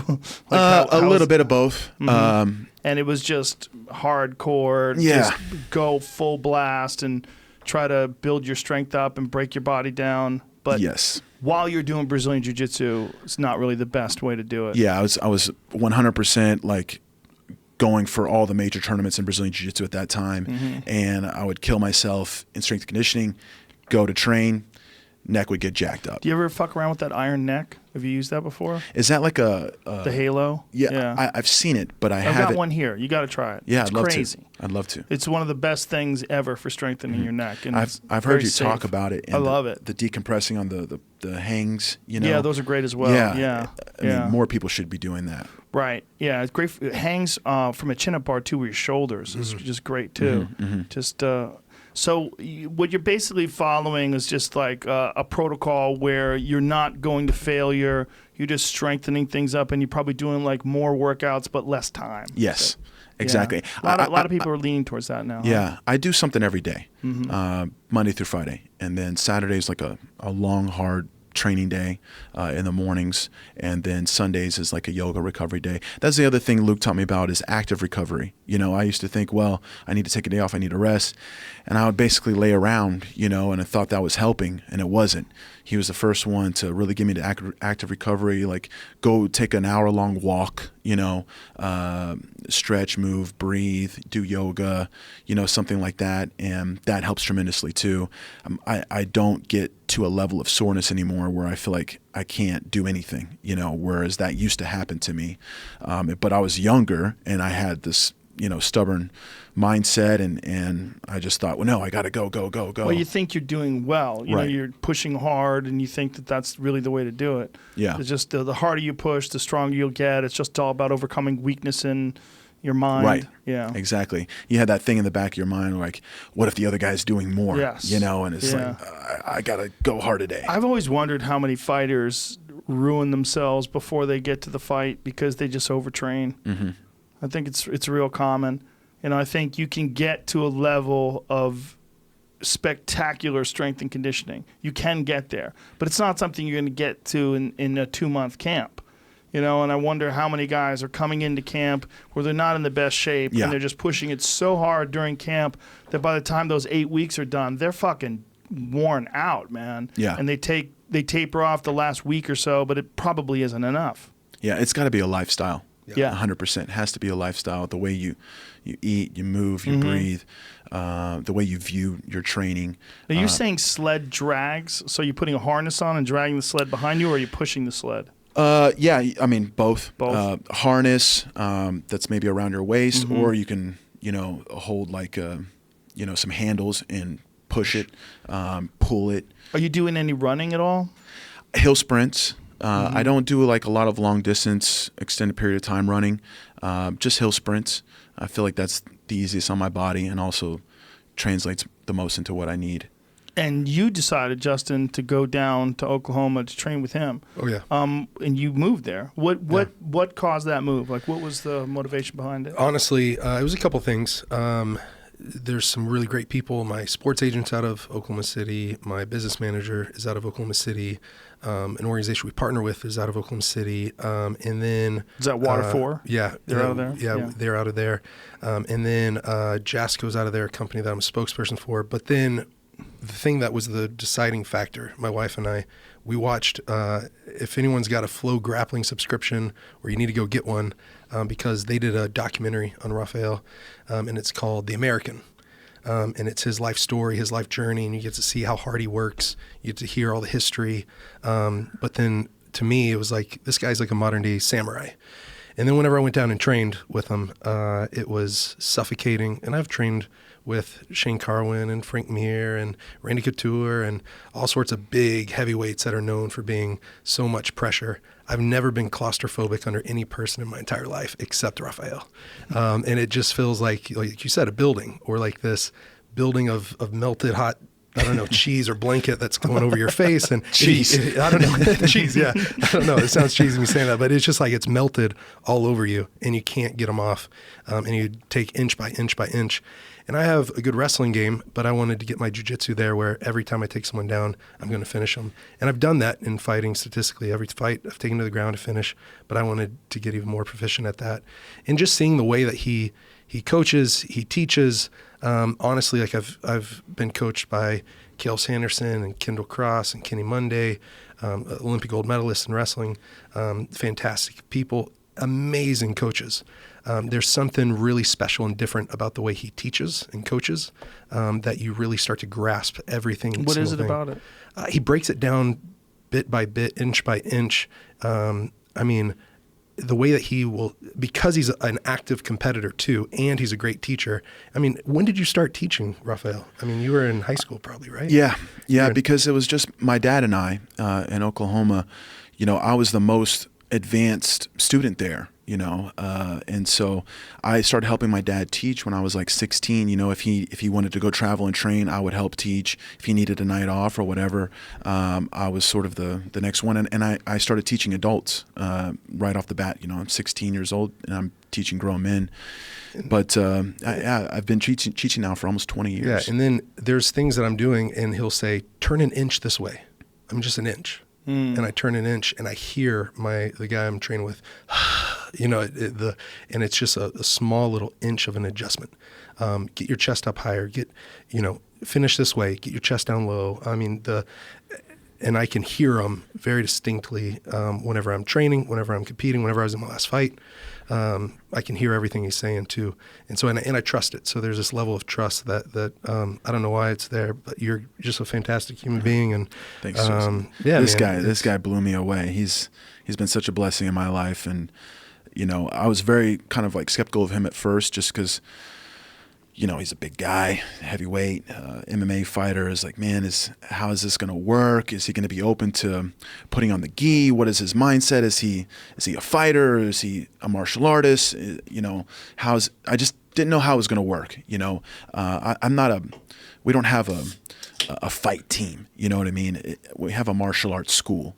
And so you're always just a little, you know, when a fighter wants to come and, you know, how's this going to work? You know? Some of them are a little rough around the edges. Yeah. That's saying it lightly. And especially when you have kids and classes. Right, and, right. And but of course, that don't have anything to do with fighting, they just want to learn. Right. And that's the most important thing, right. Just learning and becoming part of the team, part of the family. Of course, I did my research on Justin, and, you know, I knew he was an amazing person, but I just didn't know what he trained like, what his energy was like inside the academy, you know. But he was open to putting on the gi. At the first conversation we had, I said, "Hey, man, you know, I'm gonna want to put a gi on you. Are you okay with that?" What's so critical for you about the gi?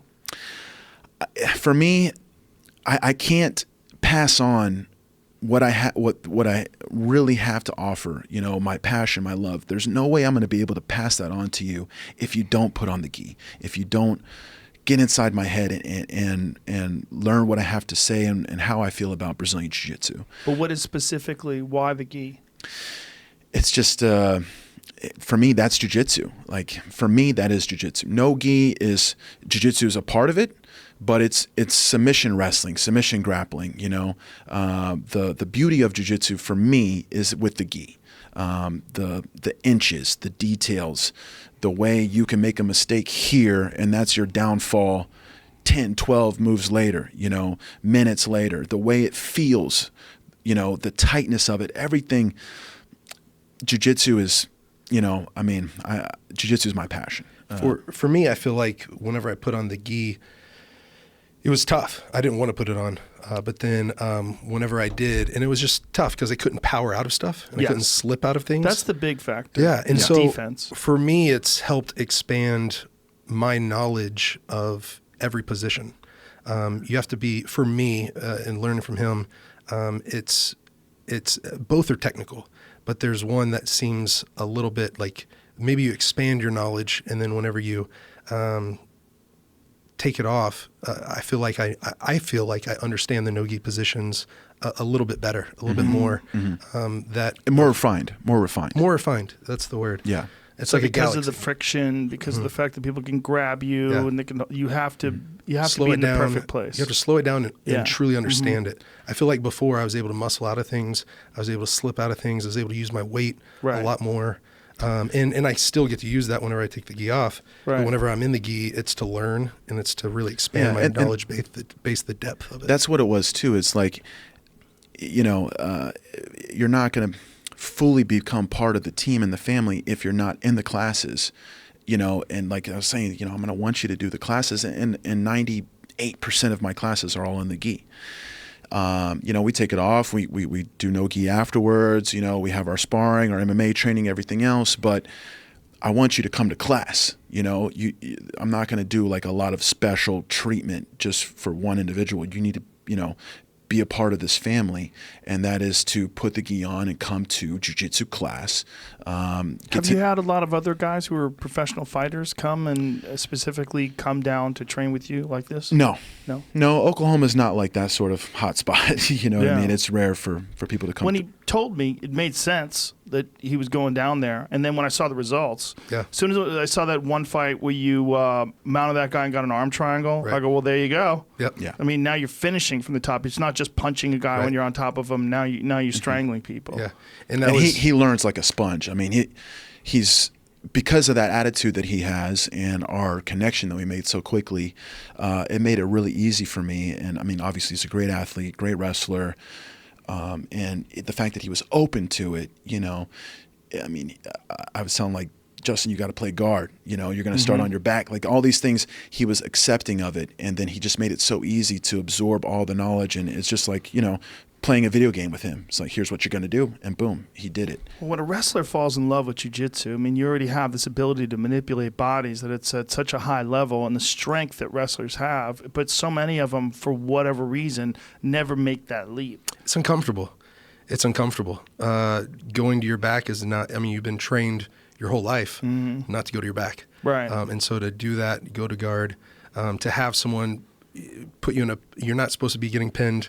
You're supposed to be turning your back and getting up, but getting comfortable with your back just flat on the mat, but then getting to your side because you understand that you're just going to get smashed and smashed and smashed if your shoulders are flat against the back. Are you catching triangles and doing things He's like got that? a good omoplata, man. He's got a I nice don't know. omoplata. Don't let people know that yet. I need to pull it out. Yeah, You got good flexibility? I think I do for a heavyweight. He's been working with the strength and conditioning coach too. I mean, he's same kind guy, of gone Lucius. all in with everything. yeah. His regimen is kind of becoming mine. I'm inspired by it. But yeah, I've got an omoplata. The triangle was a little harder. I got small legs for a heavyweight. Short legs. They're thick. They're not but short. They're just so wide. They look short. Okay. I only wear like a 30-inch inseam or whatever, 30 inches long or 32. Really? It's either 30 or 32. So instead of, I think most heavyweights are like 34, 36, different things like that. So I got is short your little legs. torso long? Torso's really long. The doctor told me that if I didn't have short legs, I'd be like 6'7". How bizarre. So yeah. Wow. But yeah, I got short little legs, and just coming in the academy, it's been really great. I came in and was really wanting to be coached, and I wanted to have a mindset of being coachable and just absorbing everything he teaches. But then on the flip side, last year we had like this holiday break, Christmas party, and Rafael said, what if we could like transform a community with clean water? And so what if we like set a goal at raising, and what does that cost? And I was like, man, it's like $4,200. And he's like, man, let's set a crowdfunding campaign and let's do it. And hosted a party, and we were able to raise $14,400 through the academy, and the team just came around it and said, hey, this is your passion, you're sharing in our passion, like we're gonna do something great in the community and in the world. And so that's been great. Rafael and I are partnering again. We are getting ready to launch a nationwide, through Fight for the Forgotten, a nationwide bullying prevention campaign and curriculum. I grew up getting very heavily we talked bullied. about that like really extensively on the podcast. Yeah. These terrible stories. Yeah, man, and it made me. And so this last year, I got injured. I had a shoulder surgery. I got mesenchymal stem cells in there, MSC stem cells. I'm getting better. Hopefully I'll fight first quarter. When did you get the next shoulder year. surgery? So I got it in like late March, What was it? labrum. But it was the actually most common, right? Yeah, labrum and rotator cuff, I think. But my rotator cuff was just fine. And it's kept me out for a while, but the whole time I've been And it was actually after being on the podcast last time talking about bullying, it's like, how can we make a difference? And there was such a response from the JRE like community saying, let's do something here also. Let's make a difference here in the United States with bullying. How can you prevent bullying? What do you think? I've always said that one of the best ways is teach people to actually fight. Yeah. I think that a lot of bullies are hugely insecure, and if they just learned how to fight, they wouldn't act like that. Right. I think martial arts is going to be a tool. So what we want to do this year is to get into 100 martial arts academies with a bullying prevention curriculum. A lot of people don't know that 160,000 kids in the United States alone, 160,000 kids every day skip school because of bullying. Yeah. That's 3 million school days lost a month. 3 million school days lost a month. And then I started digging into it because Oklahoma's become home now, and like 28.9% of the students deal with depression that's debilitating, that affects them for 2 weeks or more. Depression, addiction, suicides, and school shootings are all through the roof. And what's the suicide rate that you said? So it's insane. In Oklahoma, this is the at-risk youth behavior survey, and they say that 15.1% of the students are dealing with suicidal ideation, like seriously considering suicide, and then 7.4% of the students have attempted suicide. Attempted it. I was one of those kids. And that's 7 out of 100 kids have attempted suicide just in Oklahoma schools, and that goes around the country too, around that 6%, 8%. I was on a bullying prevention summit in San Antonio with Congressman or U.S. Representative Will Hurd. He brought me in to speak with Maureen Molak. And Maureen, she has a foundation called David's Legacy. She started it because her son in San Antonio was getting ridiculed and cyberbullied relentlessly. Whenever we were growing up, bullying would end at 3 p.m. Right. because you're out of school. But now it just increases because kids aren't in school. They aren't in class. Right. And so that's whenever they can really take off and start bullying. Well, David had over 300 comments of people that were just brutally cyberbullying him. A ton of them were calling for a suicide. It went on for weeks and weeks. They moved him from schools. He attempted suicide not once or twice, but his third time he was successful. And I'm very proud of Maureen, very proud of her, because she got a law passed called David's Law. David's Law is about cyberbullying. We want to see if we can get that into Oklahoma. What is the law? So the law basically, Maureen's family was told basically at school, the school was good to them. They were trying to make a difference, but they were basically saying their hands were tied. Their hands were tied from doing anything about it because it was an overwhelming response of students. 300 students, and then it was off school property and it was online. So they said their hands were tied. Well, now the law basically brings into effect that law enforcement and the schools can get involved off a school campus, and they can look into the cyberbullying and they can take action against it. So it basically just means, hey, this is serious, and it's not okay. And we're going to stand up and do something about it. Texas, I'm proud of Texas. That's my home state. They passed it 33-0. No one voted against it.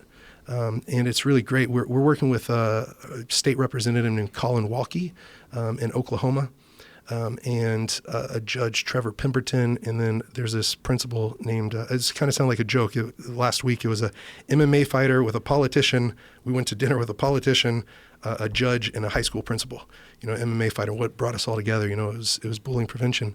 But Debrion Davis, she's the high school principal of Edmond North. It's one of the biggest and one of the best public schools in Oklahoma. And in the last 9 years of her working in public schools, she's been to 9 funerals of kids that have all committed suicide. And it's just on the rise in such a brutal way. And one of the things that really touched my heart and wanted me to get into this, like, hey, we've fight for the forgotten. We're always going to be focused on the pygmies. We're working with even expanding in Uganda. We're working with the pygmy king of the Batwa pygmies in Uganda. We're looking to do land, water, and food initiatives among them. But there's kids in our own community right here that feel forgotten. And whenever I was a kid sitting at the lunch table by myself, getting pelted in the back of the head with chocolate spit wads, food, fist, when kids were pulling up my shirt and slapping my belly and twisting my nipples in front of the girls and acting like they're hitting me with a harpoon, because I'm the size of a whale and all this stuff, and telling me you should just kill yourself, You're worthless. You're nothing. I mean, I felt forgotten, and thought, I am worthless and I should just kill myself, and dealt with that over and over and over. And now the kids are taking action on that in such an incredible way that we've got to stand up and do something. And so we're partnering, and I'm really excited. We are hopefully getting into 100 martial arts academies this year to equip them with bullying prevention curriculum. It's called Heroes in Waiting. And a real inspiration to me, there's two things. There's a TED Talk called The Psychology of Evil. I'll text you that link. It's incredible. But it's The Psychology of Evil, and it's by a guy named Philip Zimbardo or something. And in there, he kind of coins a term called Heroes in Waiting. Philip Zimbardo? Is that who it is? Yeah. Yeah. And then you, with the On It video that you did, be the hero of your own movie. Be the hero of your own movie. I love that. I love that you've spoken out and said that about people, that you can be the hero of your own movie. Well, Heroes in Waiting, the curriculum that we developed with Century and Maya, which is the Martial Arts Industry Association, it's all about teaching kids. It's bullying prevention, but it's also character development. So that is what prevents bullying. Yeah, right? absolutely. The only people that bully are people with weak characters. Yeah.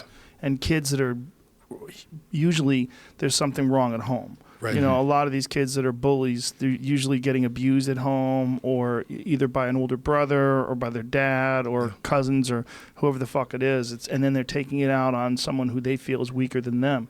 Right. This is one of the reasons why I think martial arts is so important for young men. Because, we know from our experience in gyms, when you're dealing with like high-level martial artists on a regular basis, like they're some of the nicest, friendliest fucking people you're ever going to meet. Because they don't have any insecurities. And whatever insecurities they have, they get out in the gym.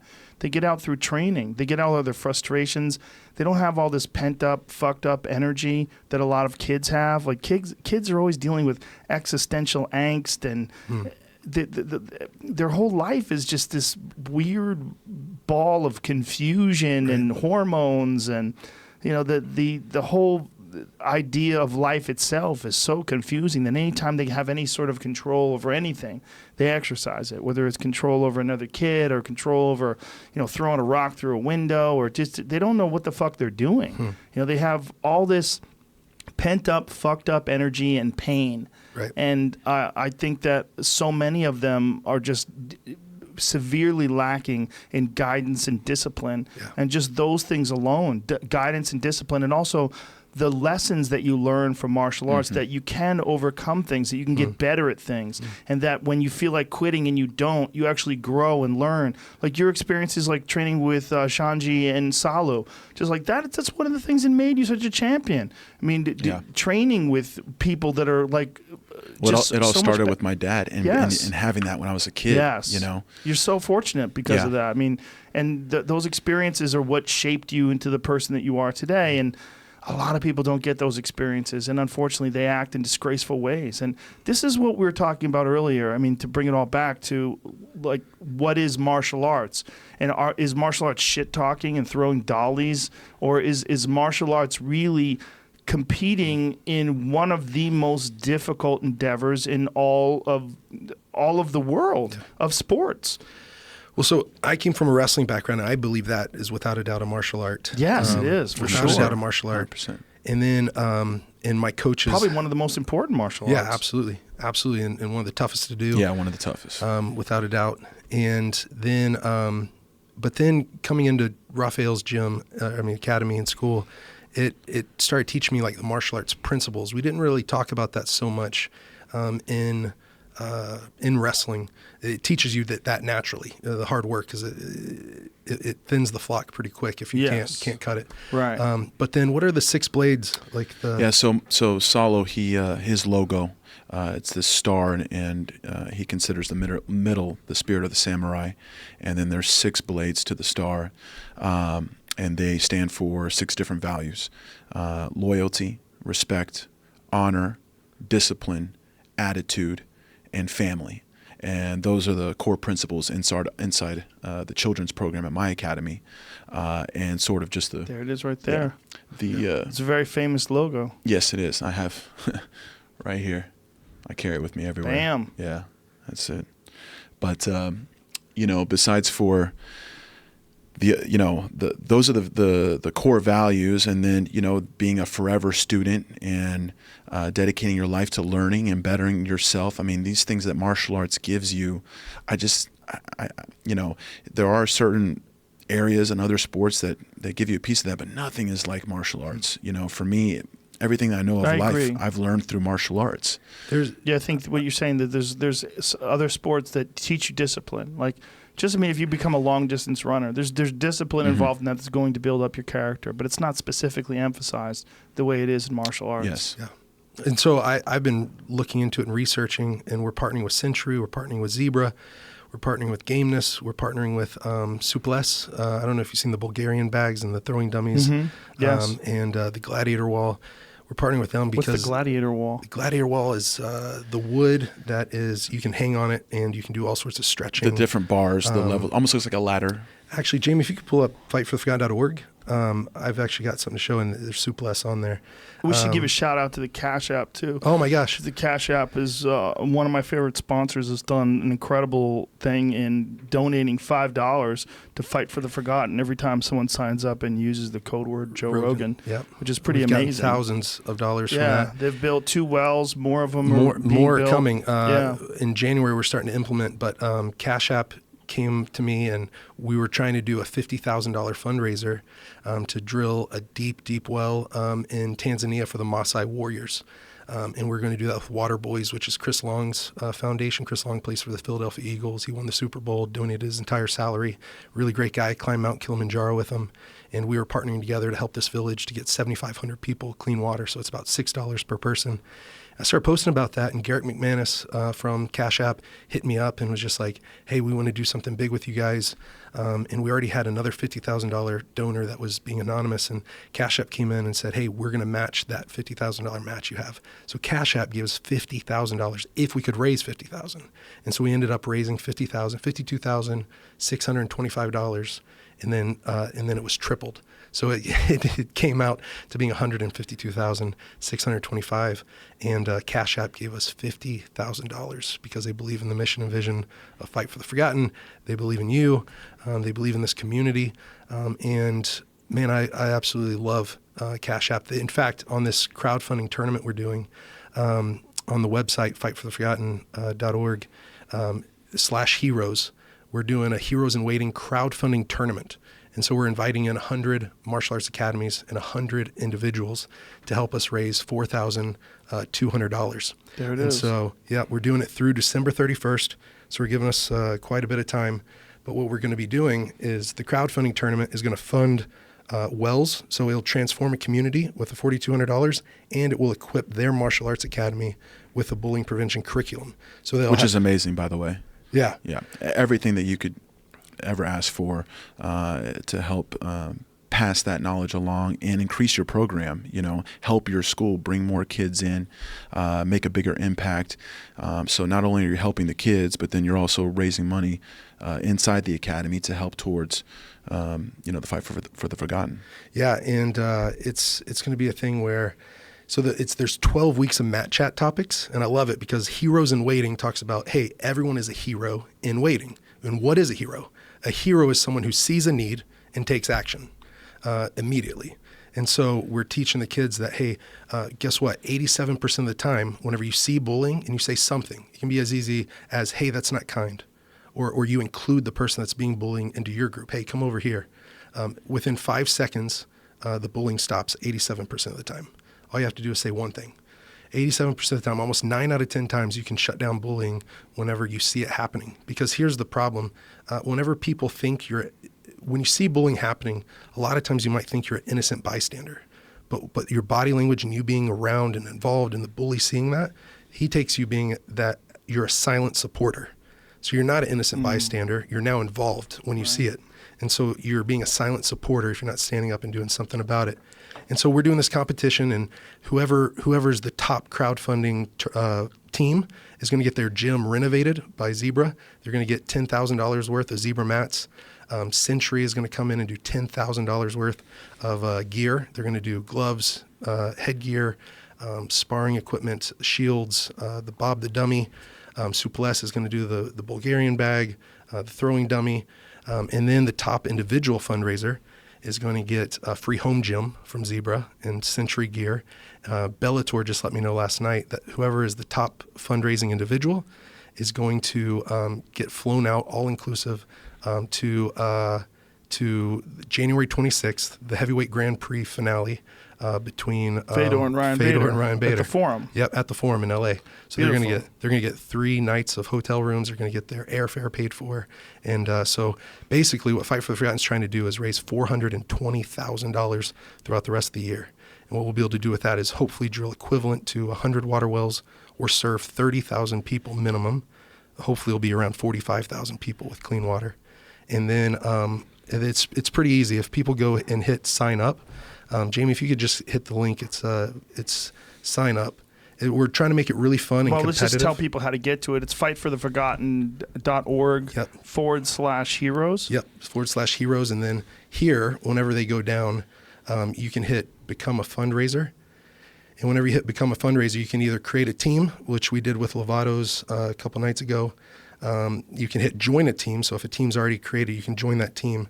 Or if you're an individual martial artist or just someone that's passionate about the cause, you can hit start fundraising as an individual. Awesome. And then we're going to have a top 10 prizes, basically like prize packs. The top crowdfunding team is going to get a championship belt, a Fight for the Forgotten championship belt. 2 through 10 are going to get championship trophies. And then anyone that hits the goal of $4,200 is going to get a Fight for the Forgotten gold medal for hitting the goal. But if you actually click out of that and then scroll down, Jamie, you can actually see how it's kind of started a little bit more. But there's already a few teams. Wow, there's 4 teams now that have signed up, and some of are raised. We haven't announced it yet. So there's Team Lovato down there. What it will do is it'll show the top team, so you can track it and make it competitive. So you can go on there and make a comment whenever you donate. But basically, I guess Martial Arts and More. I do know them. If you click on their page, it's a guy out of North Carolina, Jacksonville, and he just got hit by the hurricane brutally. He can't go back into his home for another year. A year? A year he can't go back into his home. He's living in the academy. Why a year? His homeowners association said it's going to be like a year of cleanup. To fix everything? To fix everything. Christ. So that's what it's predicted to be. But he set the goal at $4,200. He wants to teach his community. This is James Wright. And he's wanting to, teach the kids that, hey, we are still heroes in waiting. We can still make a difference in our community with bullying prevention and globally with a community that needs clean water. And so that's what we're trying to do, is make a difference in both places. Awesome. Drill the wells and equip the Martial Arts Academy with bullying prevention. Beautiful. Well, let's wrap this up. Do you want to say one more thing? Yeah, I just wanted to back it up one more time. Justin has inspired me so much to, get involved in these sort of things, and I'm happy to have my school involved, and I'm just kind of out there calling out for all the other jiu-jitsu schools, in the country. If we just get 2 schools per state, that's 100. And if each one, reaches the goal of 4,200, then we've done it. And so, it's a great cause. It helps the school. The material that they get is very helpful to implement into their children's programs. It even comes with marketing material to help get those kids in the doors. So it's totally worth it. And then, it's always great, like he said, when we had the school Christmas party last year, it's always great to get everybody behind something, behind a cause, and to get your whole school to rally together, for this cause would be, a great thing for your teams and your jiu-jitsu families. And it's not that hard to do. It's not that hard to hit 4,200. And if we get 100 schools to do it, then we've done it. So I'm here, to support Justin in that. Beautiful. It's always great to have you, brother. Thank you, brother. So I appreciate happy. it. so happy for what you've been able to accomplish. So happy to know you and to be a part of this and just to spread the word. It's beautiful. Well, I thank you, man. This it couldn't be done without you and your help. I mean, honestly, it's skyrocketed us to be able to make the difference we want, to knock out the water crisis, and to stand up and speak out against bullying here. Well, it's my honor. And thank you for being here, Rafael. Thank and you. best of luck to you. I know you're supposedly next in line for a shot at the title in Bellator. Gegard Mousasi. Everything looks good. He wants Can't it. wait Both to see have won it. it. Can't wait to thank see you. it. Appreciate Thank you. it. And thanks for being here. It was Thank awesome. you. It was an honor. All right. We'll see you later, folks.